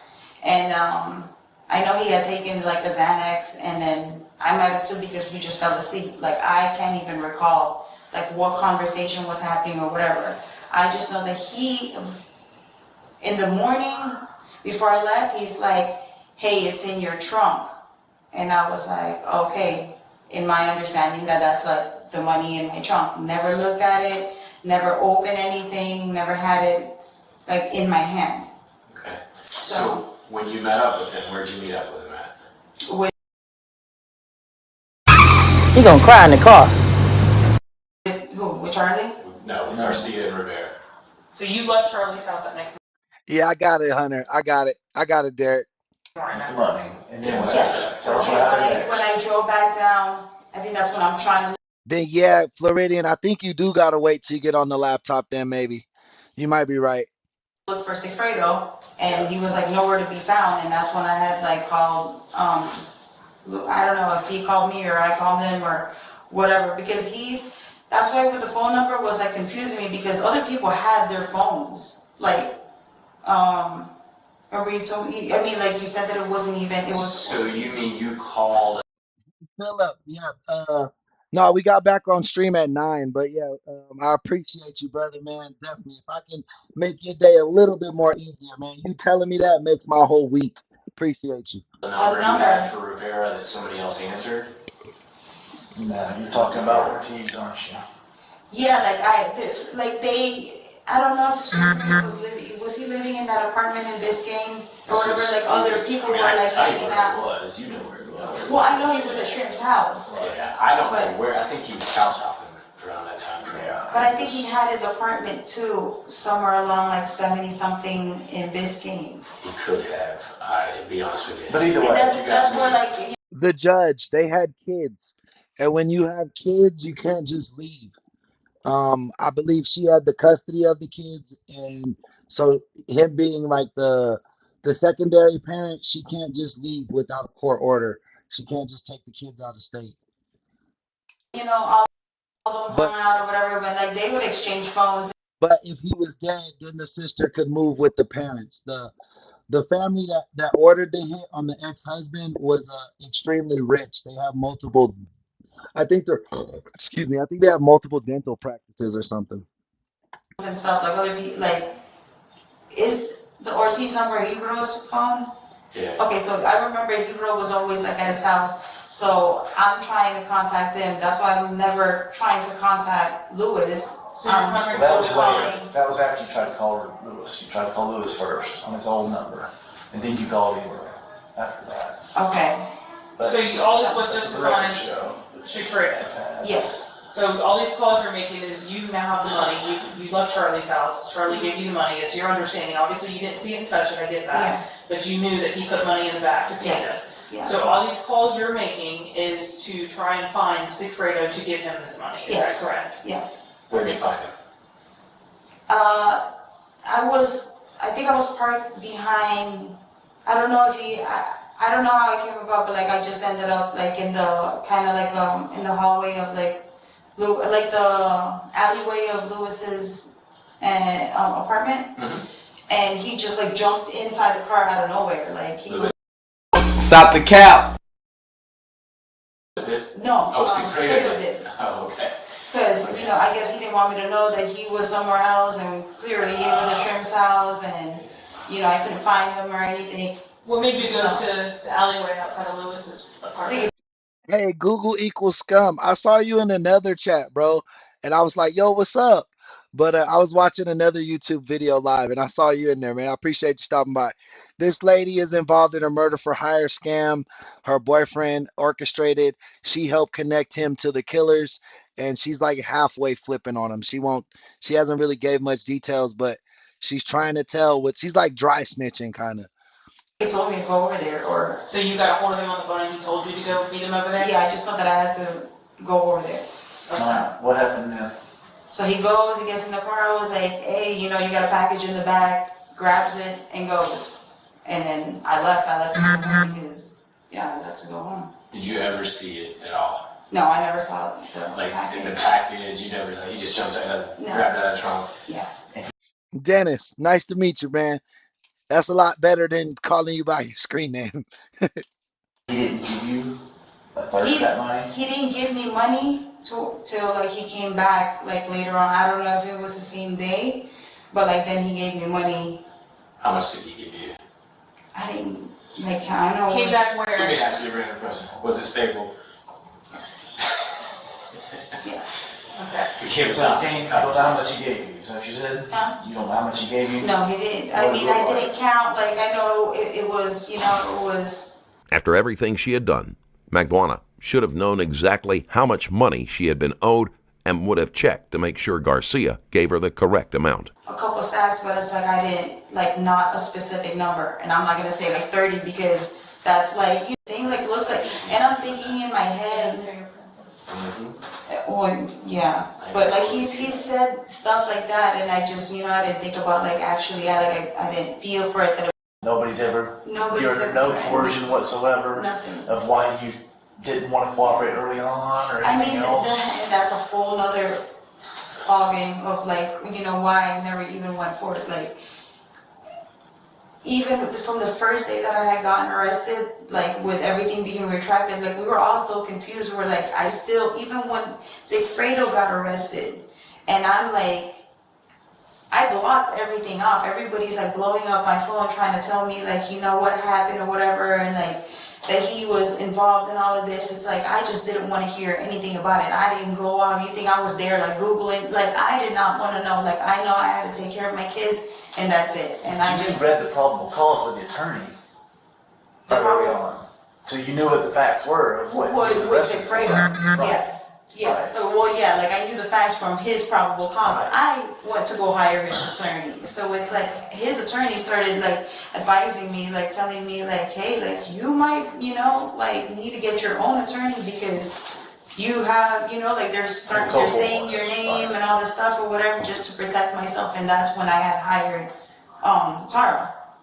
Well, I had somebody else and then I hired Tara after. Okay, well, here's what, you ever heard the term minimization? Dang, I'm sorry that happened, bro. Dennis. Yeah, we got our first copyright strike this morning, and it wasn't from another YouTube channel. It was from the Happy Face Killer documentary we dropped, where we put the confession. It wasn't even the full video either. It was one of the shorts that had part of the Happy Face Killer's confession from the news on there. That fucking Sinclair Broadcast Group gave us a copyright strike. I woke up today, I was fucking so scared, bro. I thought our channel was fucked. But luckily, it's just our first strike. It'll fall off after 90 days. And luckily, it wasn't on a live stream because if you get a strike on a live stream, they'll ban your live stream for 30 days. So that's why I say we got to be real careful with what we're doing on here. And that's more on me than it is you guys.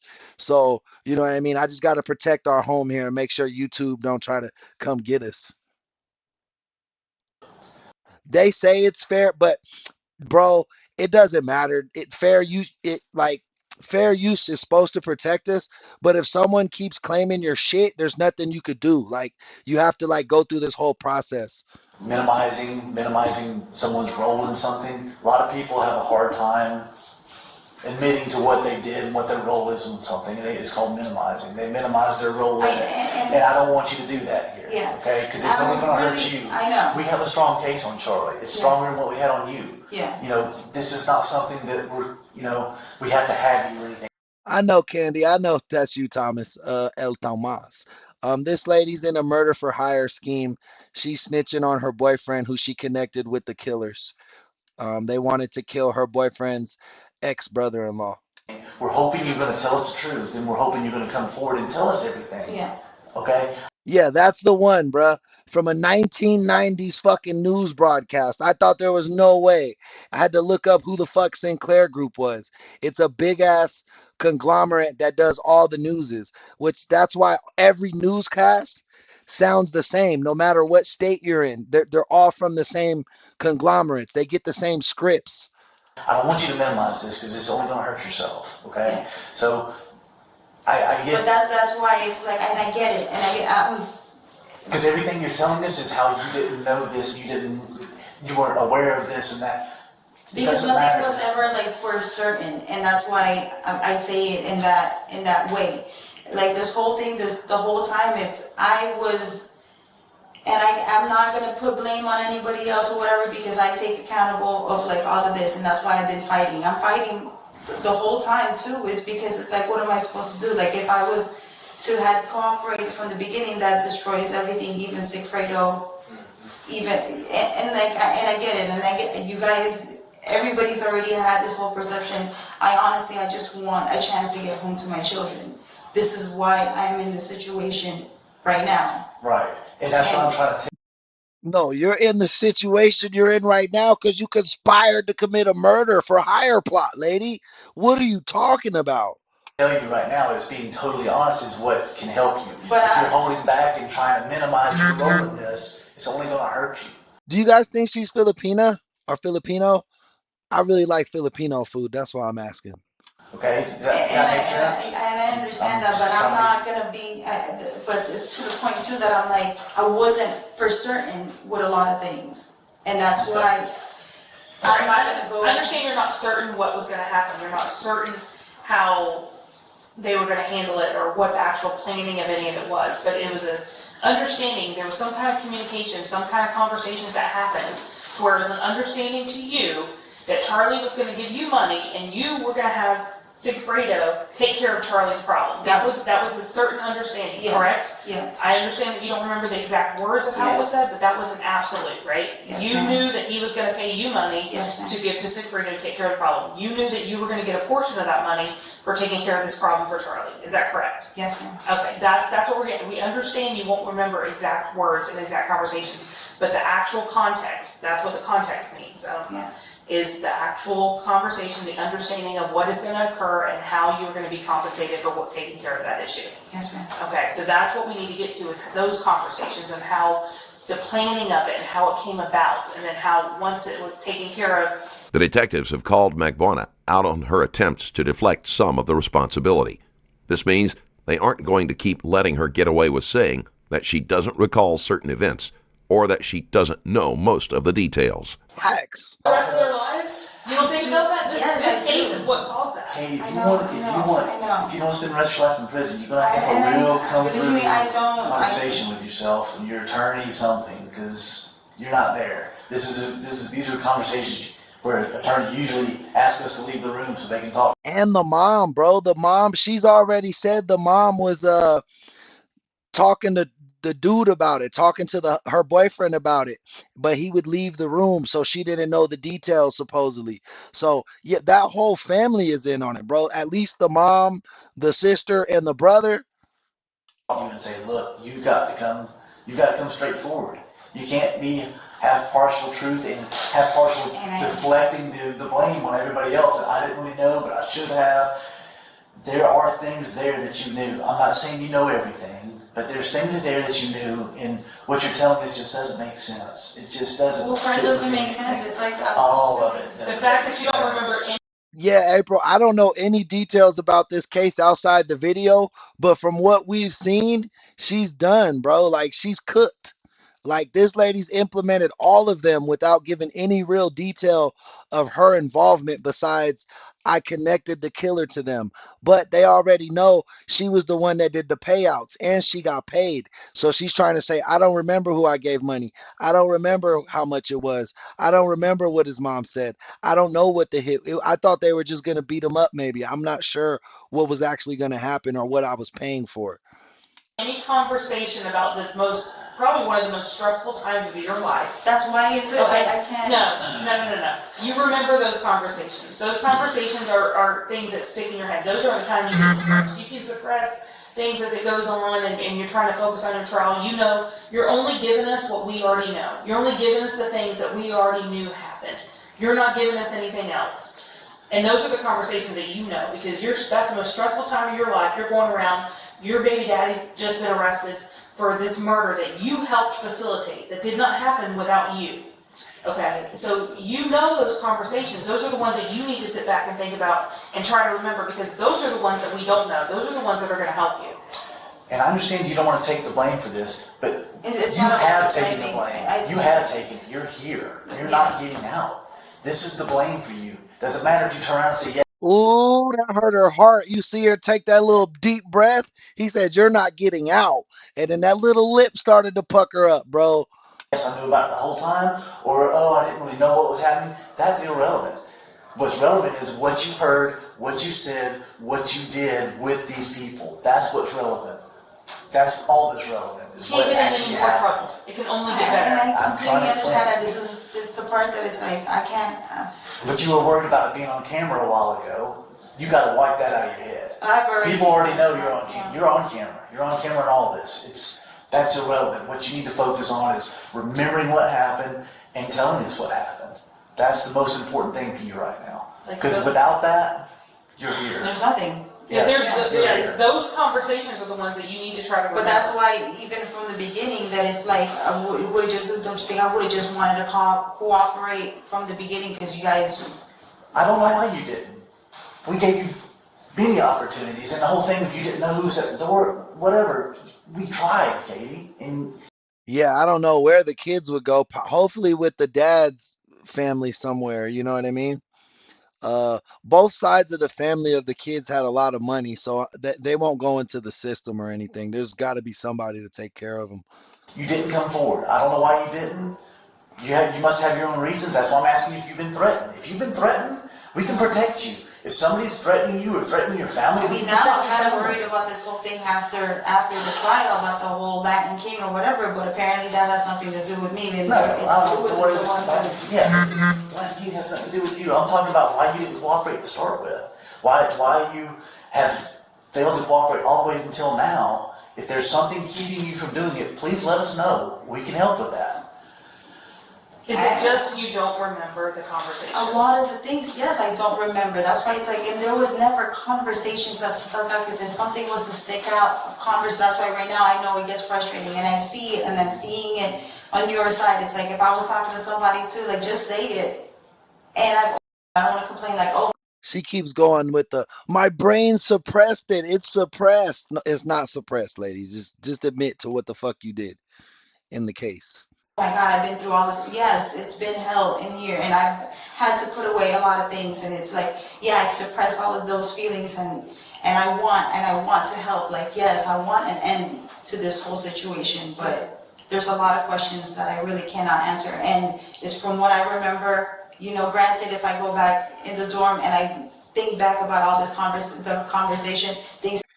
It's got to be the dumbest group of criminals ever. April has done a lot of investigating on this case prior to us even bringing this video up. It was one of the cases that really has her intrigued right now. And she said the ex-wife even tried to drive by the house after he was shot. I'm sure they picked that up on Ring doorbell camera. Stick out, obviously, I'm going to have that legal call with. Yeah, you said it. It's a lot of horrible people doing horrible things. Yeah, that's probably a better idea than writing it down. Yeah, just call them when you think about it. Call your lawyers. There's a risk for Magbanua to be targeted by other inmates. If they can gain the information before she has the chance to volunteer it herself, they could possibly use it as leverage in their own cases, since this is a high-profile case. And tell them, write this down for you. Yeah. Do something, document it. Something to remember it. Because obviously those calls are not recorded and nobody monitors that stuff. And if from the beginning, I never felt, you know, like I was approached in a way where it's like I should have, you know, like this could have all happened. If I was in the beginning saying the same thing that I'm telling you now, you probably would have reacted the same way. Like, well, what were those conversations? Well, it's not sticking out to me because it was never anything. Why would I have to talk outside? Like I said, like everything was on the phone calls. Yeah, if you told me to meet or whatever, Charlie just says the same thing all over again of everything he's already probably said on the phone call. It was nothing At what point separate. did anybody know that murder was supposed to happen?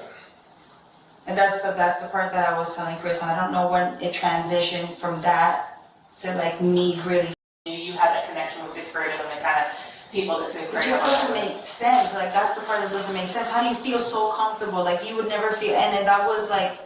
Did you do anything to make him feel comfortable with it? No. Other than you, I mean, obviously you told him you had somebody. What makes sense is you telling him who sixth grade is. A joke could have been a tool to feel people.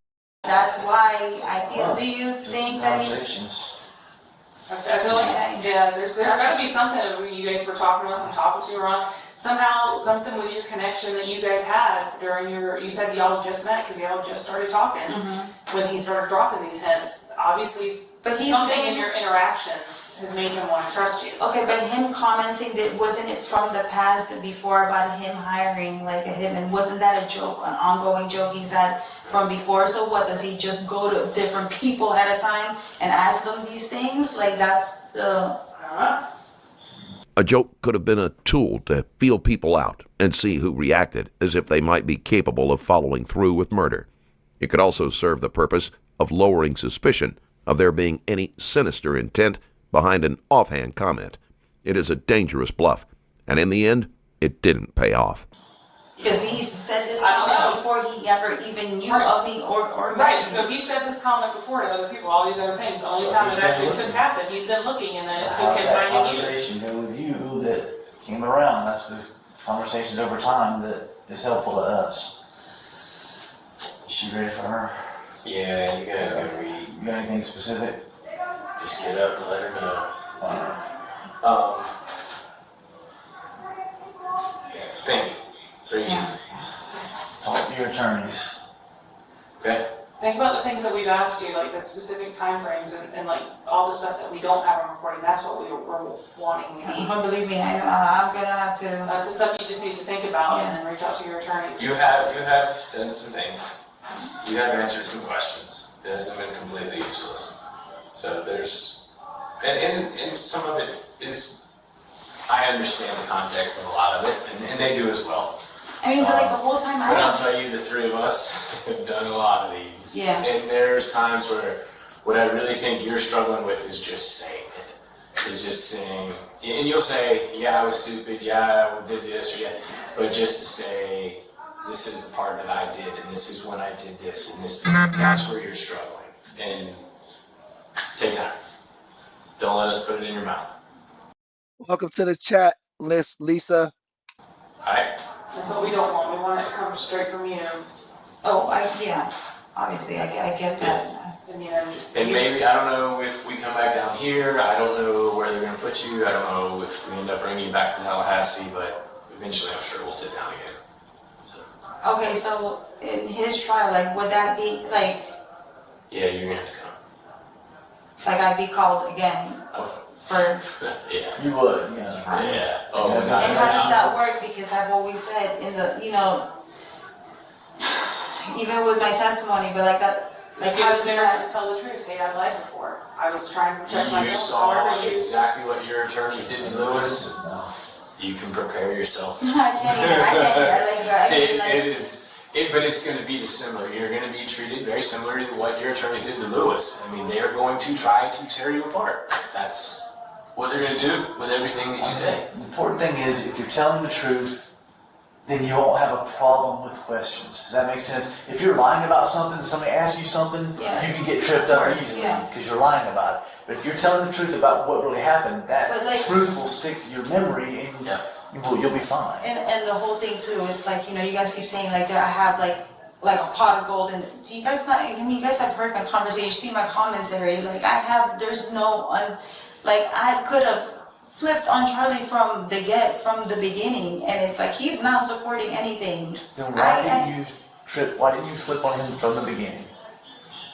Because the whole point of it too is for Sigfredo. I don't know why, like in my assumption, like I said, like I was never approached in that way. Like I never. You mean like a tutor deal, like not like even a deal like that, but it's just like I just never felt like. I mean, nobody's ever gonna feel comfortable about it, but it's like to even be to the point where it's like these are like the answers that I had. Were you trying to like also like not want to do anything that would hurt Sigfredo's that would hurt case? Of course. So that's kind of the reason why you didn't, is because you didn't want to really hurt him too. Yeah, he was in his appeal, and I would have done it right there, right after my mistrial. Right. So you would have, had you come forward, any information you gave obviously would have hurt Sigfredo. And that's why I wanted to speak. So it was nothing to protect Charlie. Nothing to. I've never. It was just to protect Sigfredo because you knew that what you're telling us here and what we know would be detrimental to Sigfredo. Exactly. Okay, so I that's mean, I what had my about. mistrial, and then he was going to be. I mean, like for my assumption, was going to be an appeal. So like for me to even, like I wanted to speak to him because it's like this is the time now, an opportunity for us to finally get this over with. I didn't want to go back to trial. I didn't want to do that all over again. This is not just a trial where it's like I'm not on the media. Like I was a constant conversation in that jail. And it's like even leading up to that trial, like you saw how it was. By that trial, I was done. I was deflated. I was tired. Right. I was in confinement, in and out, red and white. Bradley, I'm True Crime Reviews. I'm True Crime Reviews. That's another channel. That's like a backup channel we got. And putting in suicide watch, like I was going through it in jail before I was even going to trial. Before the trial even started, I was exhausted already. I wanted it to be over with. That's why I was like, you heard my conversation with Sigfredo. I don't know. That was one of, like, I was begging. I was like what? Like what? Like why? Like why are we? Like why I don't want to go to trial? Like that's it. Let's talk. Like I say what I know, you say what you know, and like this is way more than like this is nothing protecting Charlie or whatever. I'm clearly not getting any type of money. Like my family's tapped out with everything. That's another thing too with the attorney. Magbanua has no intention of shielding Charlie, and after the years in prison she has endured, she most certainly holds him responsible for her situation. If there is any damage she can possibly do at his trial, she has more than enough incentive. My family is in debt because of me having to go to trial again. And yet people didn't want to let that go. It was like, oh, that he's still a part of it. And I get it. It's like the story and the... How did you get the cost? How did you first get the cost? The cost of what? The cost. Chris. How did you get Chris as an attorney? Oh, Tara and Chris came to me that the first time that I met him through, that day that I was in Broward. How did they come to you? Why did they come to you? Because of Charlie, right? No. How did they come to you? Yeah. No, Tara's always done cases with Chris. And so did you hire Tara before that? I hired. How did you get Tara? Like, how did you know to hire Tara? Like, did someone refer her to you, or what? I don't even remember how I got Tara. Don't you know Charlie's attorney is in the same office? I knew that. No, that Chris was in the same office. Yeah, he told me that after, but I didn't know that he was in that same office. I didn't know that. No. Yeah. All right. Think hard. My attorney was Tara, and then she brought Chris. Yes. Okay. Think hard about everything. Talk to your attorneys, or your attorney, whichever one you're talking to. Yeah. And So April, Charlie's on trial right now. His trial's going right now. I mean, I don't know what it's gonna be like. This is the R&O process over here, so I don't even know if I'm gonna be. Yeah, we don't know where you're Yeah, you may find out. Yeah. I don't know. She got 3 other places you can end up. So. Yeah, but we gotta get you out. Yeah, don't want to get us in trouble too. Yeah. Okay. All right. Yeah. We gotta take that back. Do we all go at the same time? Hang on, just wait till she comes and gets you. Would it be possible for me to contact my attorney now since? That's not up to us. Yeah, that's up to them. They make those decisions. Oh, she's already in jail. I thought that was scrubs. I thought they picked her up at work. This is the jail uniform. After her retrial, Catherine Magbanua was found guilty of first-degree murder, conspiracy, and solicitation to commit murder. She was sentenced to life in prison without the possibility of parole.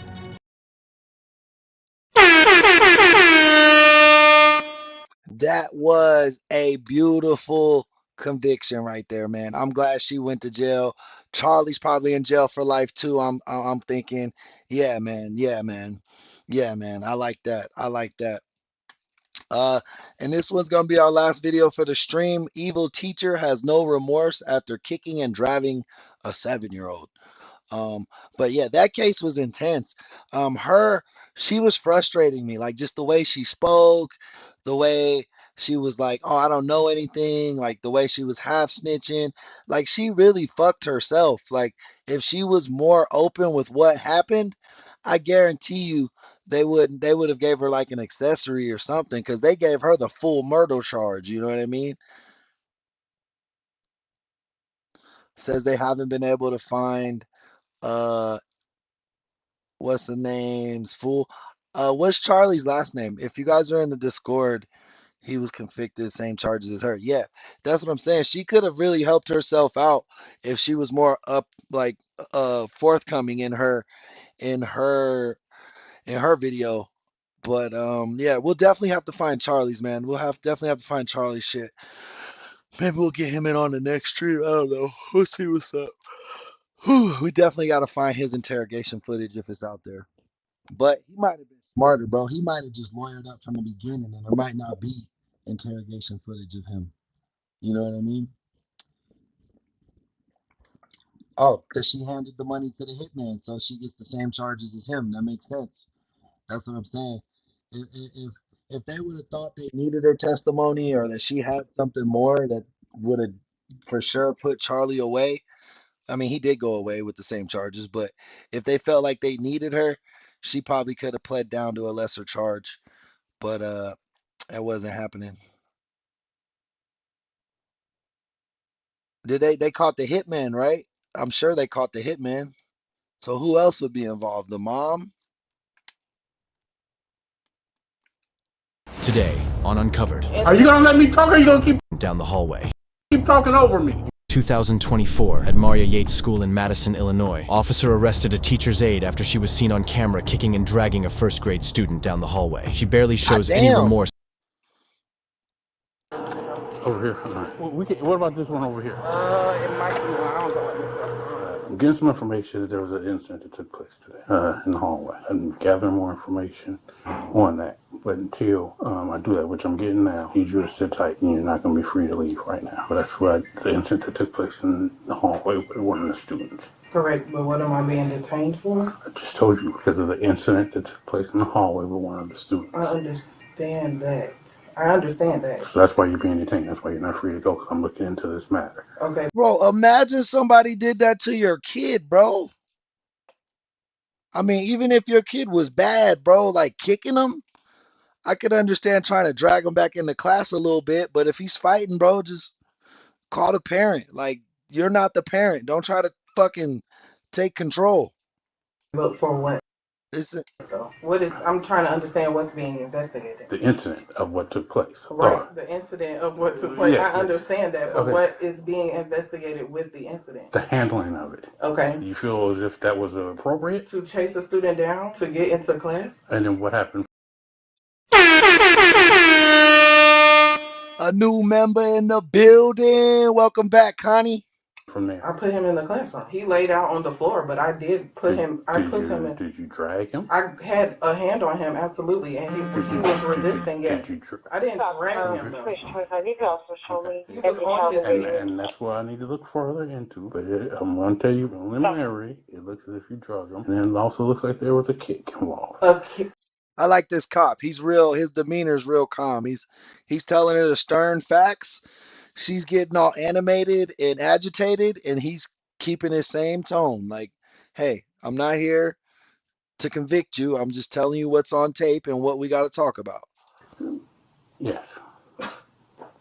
So. This is crazy. So for right now, I'm sitting here. And can I ask who asked for it to be investigated? It's involving a kid. Well, no, I understand that, but I'm just asking. District administration. No, she's a teacher's aide, Connie, and she dragged a kid. Didn't want to go into the classroom. He was throwing some type of fit or something, and she grabbed his arm. He then fell to the ground. She then continued to pull him, and then she kicked him while he was on the ground. Hey, what up, Garland, man? Welcome back, man. Appreciate you stopping by. Okay. This is coming from the top. Am I allowed to have my mother? How old are you? I'm 26. Okay. She's in the building. Half or what? Huh? Half or what? Like Half with or, you? Yes. No, she. Boy, if you... Can I have my mother? That's the exact response I would have had if I was that officer. How old are you?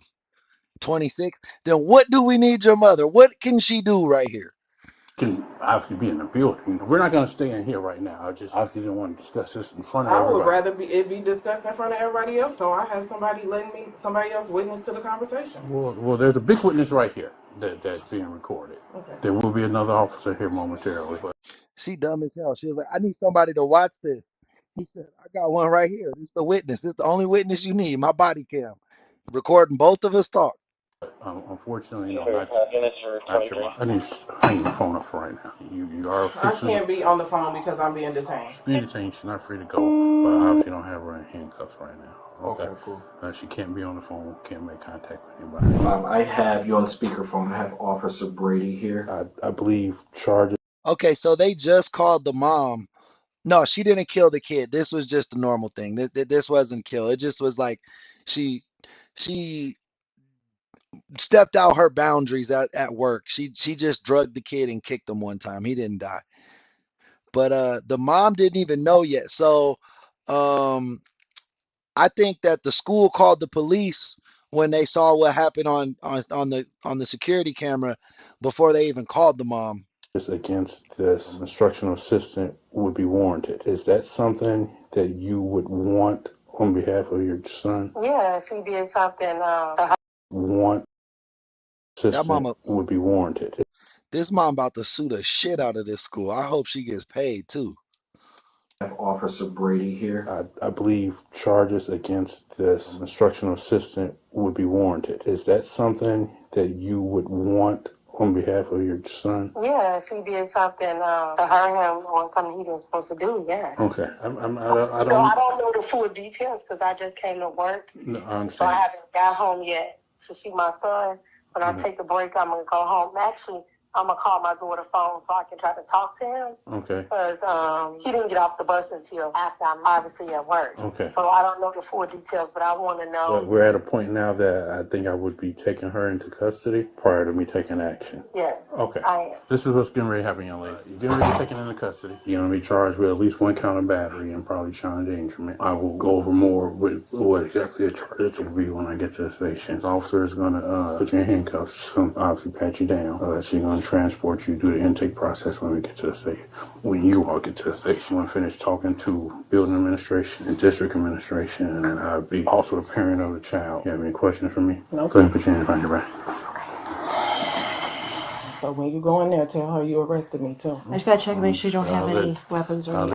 Why she say that like her mom is some authoritative figure? You better tell my mom you arrested me too. Like she gonna do something. What's she gonna do, bro? Bail you out? Like that's all she can do.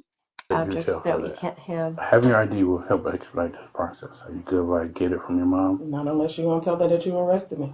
You're an adult. So I don't care if I'm an adult or then not. you just sit overnight then. I'm trying to help you out, young lady. I am But going to call a lawyer. hold on. I've been nothing but cool with you. You tried to barely explained I did the explain to you. incident I me. did You explain talking about an incident in that the took place hallway, with and a kid. I asked Yes. for more details, and There you're was- like, an incident in the hallway, an incident in the hallway, an incident in the hallway. I'm then- asking That's not for what. more details. That's not what he said. He said you kicked her and or kicked the boy and handled him. Like she just, bruh. Like come on, man. This lady has no type of brain cells right now. You're guilty. Just shut up. Go to jail. This probably not even a bad charge. That like you probably can't work at the school no more. But I don't think you'll do any serious jail time. You keep saying, Are you gonna let me talk, or are you gonna keep talking over me? I wasn't done talking. You were trying to cut me off, but I'm done. Don't worry about it. I'm done. I explained it was an incident with you dragging a kid. I stated that twice. You know exactly the After incident. I asked for clarification. Okay, and when I knew that, but when I knew that, I explained that to you. But I had to ask more. Okay, it doesn't matter how many times. Did you get the information? Did you receive the information you were looking for? I told you I was investigating an incident that I was informed of. I told you I needed to get more details. So I'm going to ask you this part one more time. Having your ID will help expedite this. Do you want me to get it from your mom, or would you like to sit in jail longer? Actually, it's in my car. Now I'm thinking about it. It's not even in there. So you might do my purse is in the car. So you might do my car. I was just finna say, why does your mom have your ID, lady? You are 26 years old. Does your mom have access to that? If she has my keys, yeah. Does she have your keys? She might, yeah. Okay. I don't know because I let my sisters drive my car, so I don't know if she has my keys or if my sisters took my car. Okay, all right. You mind live? Yeah, I was gonna do that anyway. Okay. I'll walk with you though. Hey. Hold on. Have a seat. I gotta talk to you. He gonna cry in the car. What's happening up there? During class today, or during the day, 2:45, the student reported to me that a lady in brown dragged him and kicked him. Upon investigation and viewing of the camera footage, we can see on the cameras that she does inappropriately drag the student down the hallway approximately 10-15 feet, pushes him into the classroom, and kicks him. What is she dragging him by? His clothes? His arm. His arm and his collar. His arm and the collar. So the one in the white, is she carrying, or he kind of holding the kid first? On the leg. He was on the ground. It looks like he has his arm around him, packing like this. He explained the pain on his elbow. He said that his head was hurting. His response was that because class was boring. So he elopes. He has an IEP. So he leaves the classroom space often. He stated that he left the classroom space because he was bored. However, right before the incident was reported, we did hear a call from one teacher to the person who dragged him to over the walkie. She's not assigned to him. There we go. I don't know why that call was made to her, but a person called for her to respond to him being outside the classroom. Did you speak with your son? Yes. Is he okay? Yeah, he was saying that his arm was hurting. Oh shit, Derek just stepped in the building. Hey, a member's in the building. Everybody welcome Derek into the chat. Did you see him at all? I haven't seen him. I haven't been home because I had to go to work. So he don't get off the bus until after I'm already gone, so my daughter was there. So he was telling her what happened. When I called, she put him on the phone. And what did he tell you? He said that she threw him against the wall, she dragged him in class, and then she kicked him in the class. He said he don't know if she was kicking his leg so she can shut the door. I don't know if he was not letting her shut the door or what. I don't know. But that's what I'm telling you. So I'm assuming if that happened in the hallway, the pulling and the other stuff, they got cameras. They should be able to see that. But in the class, he said that she kicked him. Did he say how many times? No, I didn't ask him anything. She said she was kicking me. After you get your ID out, you were able to get him on the phone? He was telling me she looked like a boy or something. I don't know the person. I don't know the name. I don't know how they look. He was trying to describe the person to me, but I don't even know who that is. He told me he was trying to get some water and he wanted to say hi to the coach. And I'm like, but if you're supposed to be in class, you should be in class. But people working in schools and working with people, I'm sure you are trying to deal with kids, not to drag them and kick them. You know, that's. I mean, obviously, I don't know. I didn't see much of the preceding. She sound like a good mom. Like she didn't seem like she was on 100 trying to like blame nothing on her kid. She was like, "Nah, my kid probably was being a little out of hand, but he didn't deserve that." And she's right. What I saw. If the kid's gonna throw a tantrum, just let him throw a tantrum on the floor, and then try to calm him down. Don't start dragging him and hitting him and shit. He's not your kid, bro. They were standing in the hallway. Your son was another kid, and then I believe it was 3 adults. And they were walking down. They stopped to have a little bit of a conversation. Then, for whatever reason, your son starts to run. As she said, she starts running behind him. She catches up to him, grabs him by like the collar of the shirt. The way it appears, obviously, I'm not there. I can't hear, and you see it. But the way it appears, the momentum for catching up to him and grabbing him by the shirt, I think is what actually made him fall to the ground. It's not as if she like picks him up and throws him down or does one of those. See, even the cop that she was giving a hard time is trying to be cool. Like he's still looking out for her. Like, look, in terms of him not getting fell down, like I don't think she knocked him down on purpose. But the kick, that's gonna be a little harder to explain.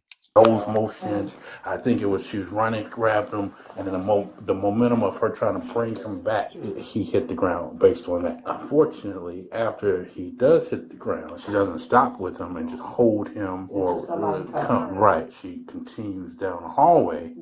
Yes, by the shirt in the arm area. Get to the classroom, opens the classroom door. She gets to the door, kind of, I'm not gonna say throws him in, but kind of swings him into the classroom. She's still on the ground.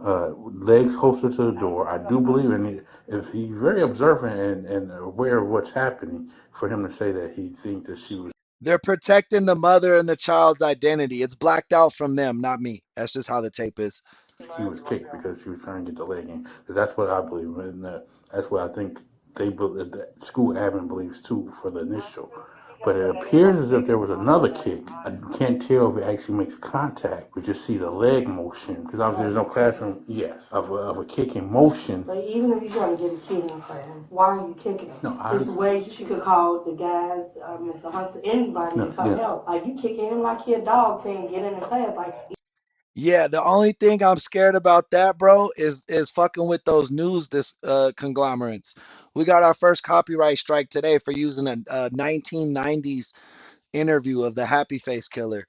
So if I tried to stream the trial, I think maybe if we did it live, we're a little safer on live because we really do. I'll explain that to you guys. I'll explain fair use and shit after this video. Let's finish this video.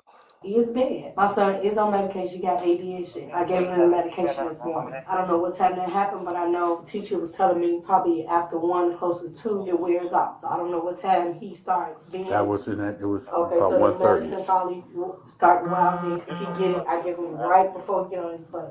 So by the time he get to school, he kick in and then can last. But expecting him on his butt and his legs, dragging him and kicking him. That's going too far. They are trying, just like I am. I work with people. I work in nursing home, even at schools. You are trying to work because you got different kind of people, different kind of kids. You do not. Who, me? Yeah, I was 2. I was 2 during 1990, man. I'm 37. I'm old. Don't let this young face fool you. drag them. You do not kick them. If they being like that irate, you might have to step back for a moment. Not let them hurt themselves, but go get help. They have walkie-talkies. They call each other. So I don't even know this person, and I don't even understand. Even his teacher, she deals with him. She know how to put him in his place. That's why I love the class he's in. He's on the honor roll now, and he's not running out to school like he used to. She know how to deal with him. She black, and she know how to talk to him to get him to do things. And like I said, she drags him. Like I said, catches him out here. Classroom is back over here. You know, it's a wall there. So she drags him down the hallway. Like she goes into the doorway of the classroom, and everything else is happening here. No, right. So these people I know wouldn't have been able to see this. Now the drag, if they continue to watch, they possibly shout you out, April.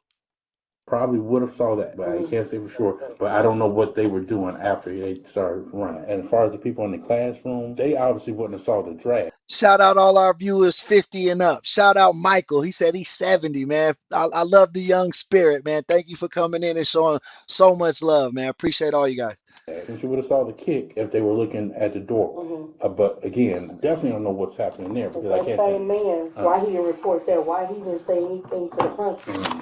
So that would be a question. But he the one called on me, and my son wasn't abused. I never hit him in the mouth. Saw a quick glimpse of the video, and I went and stopped the young lady immediately to make sure she didn't leave while I finished getting the rest of the information. And that's when I called you. I was hoping you were going to say, I was figuring you would say you would want to pursue charges on this, but obviously I have to hear that from you versus your son. And when she said yes, she was taken into custody. So what did she say? I have not had a chance to. I only briefly spoke with her. I spoke with her when I first told her she was being detained. I let her know, being detained. I'm in the process of investigating the incident in the hallway. And then she said, "Well, what incident?" Gave her a little more detail, but she is in custody. She is going to be charged. Looking at possibly 2 charges. You are going to be charged. You're looking at we have the charge based on only what we see in the video. So with that being said, you're going to go back in the cell right now. I'm going to call him, and then hopefully fairly shortly. Dion L. Gamble was arrested following the incident and later charged with 2 counts of battery and 1 count of endangering the life or health of a child.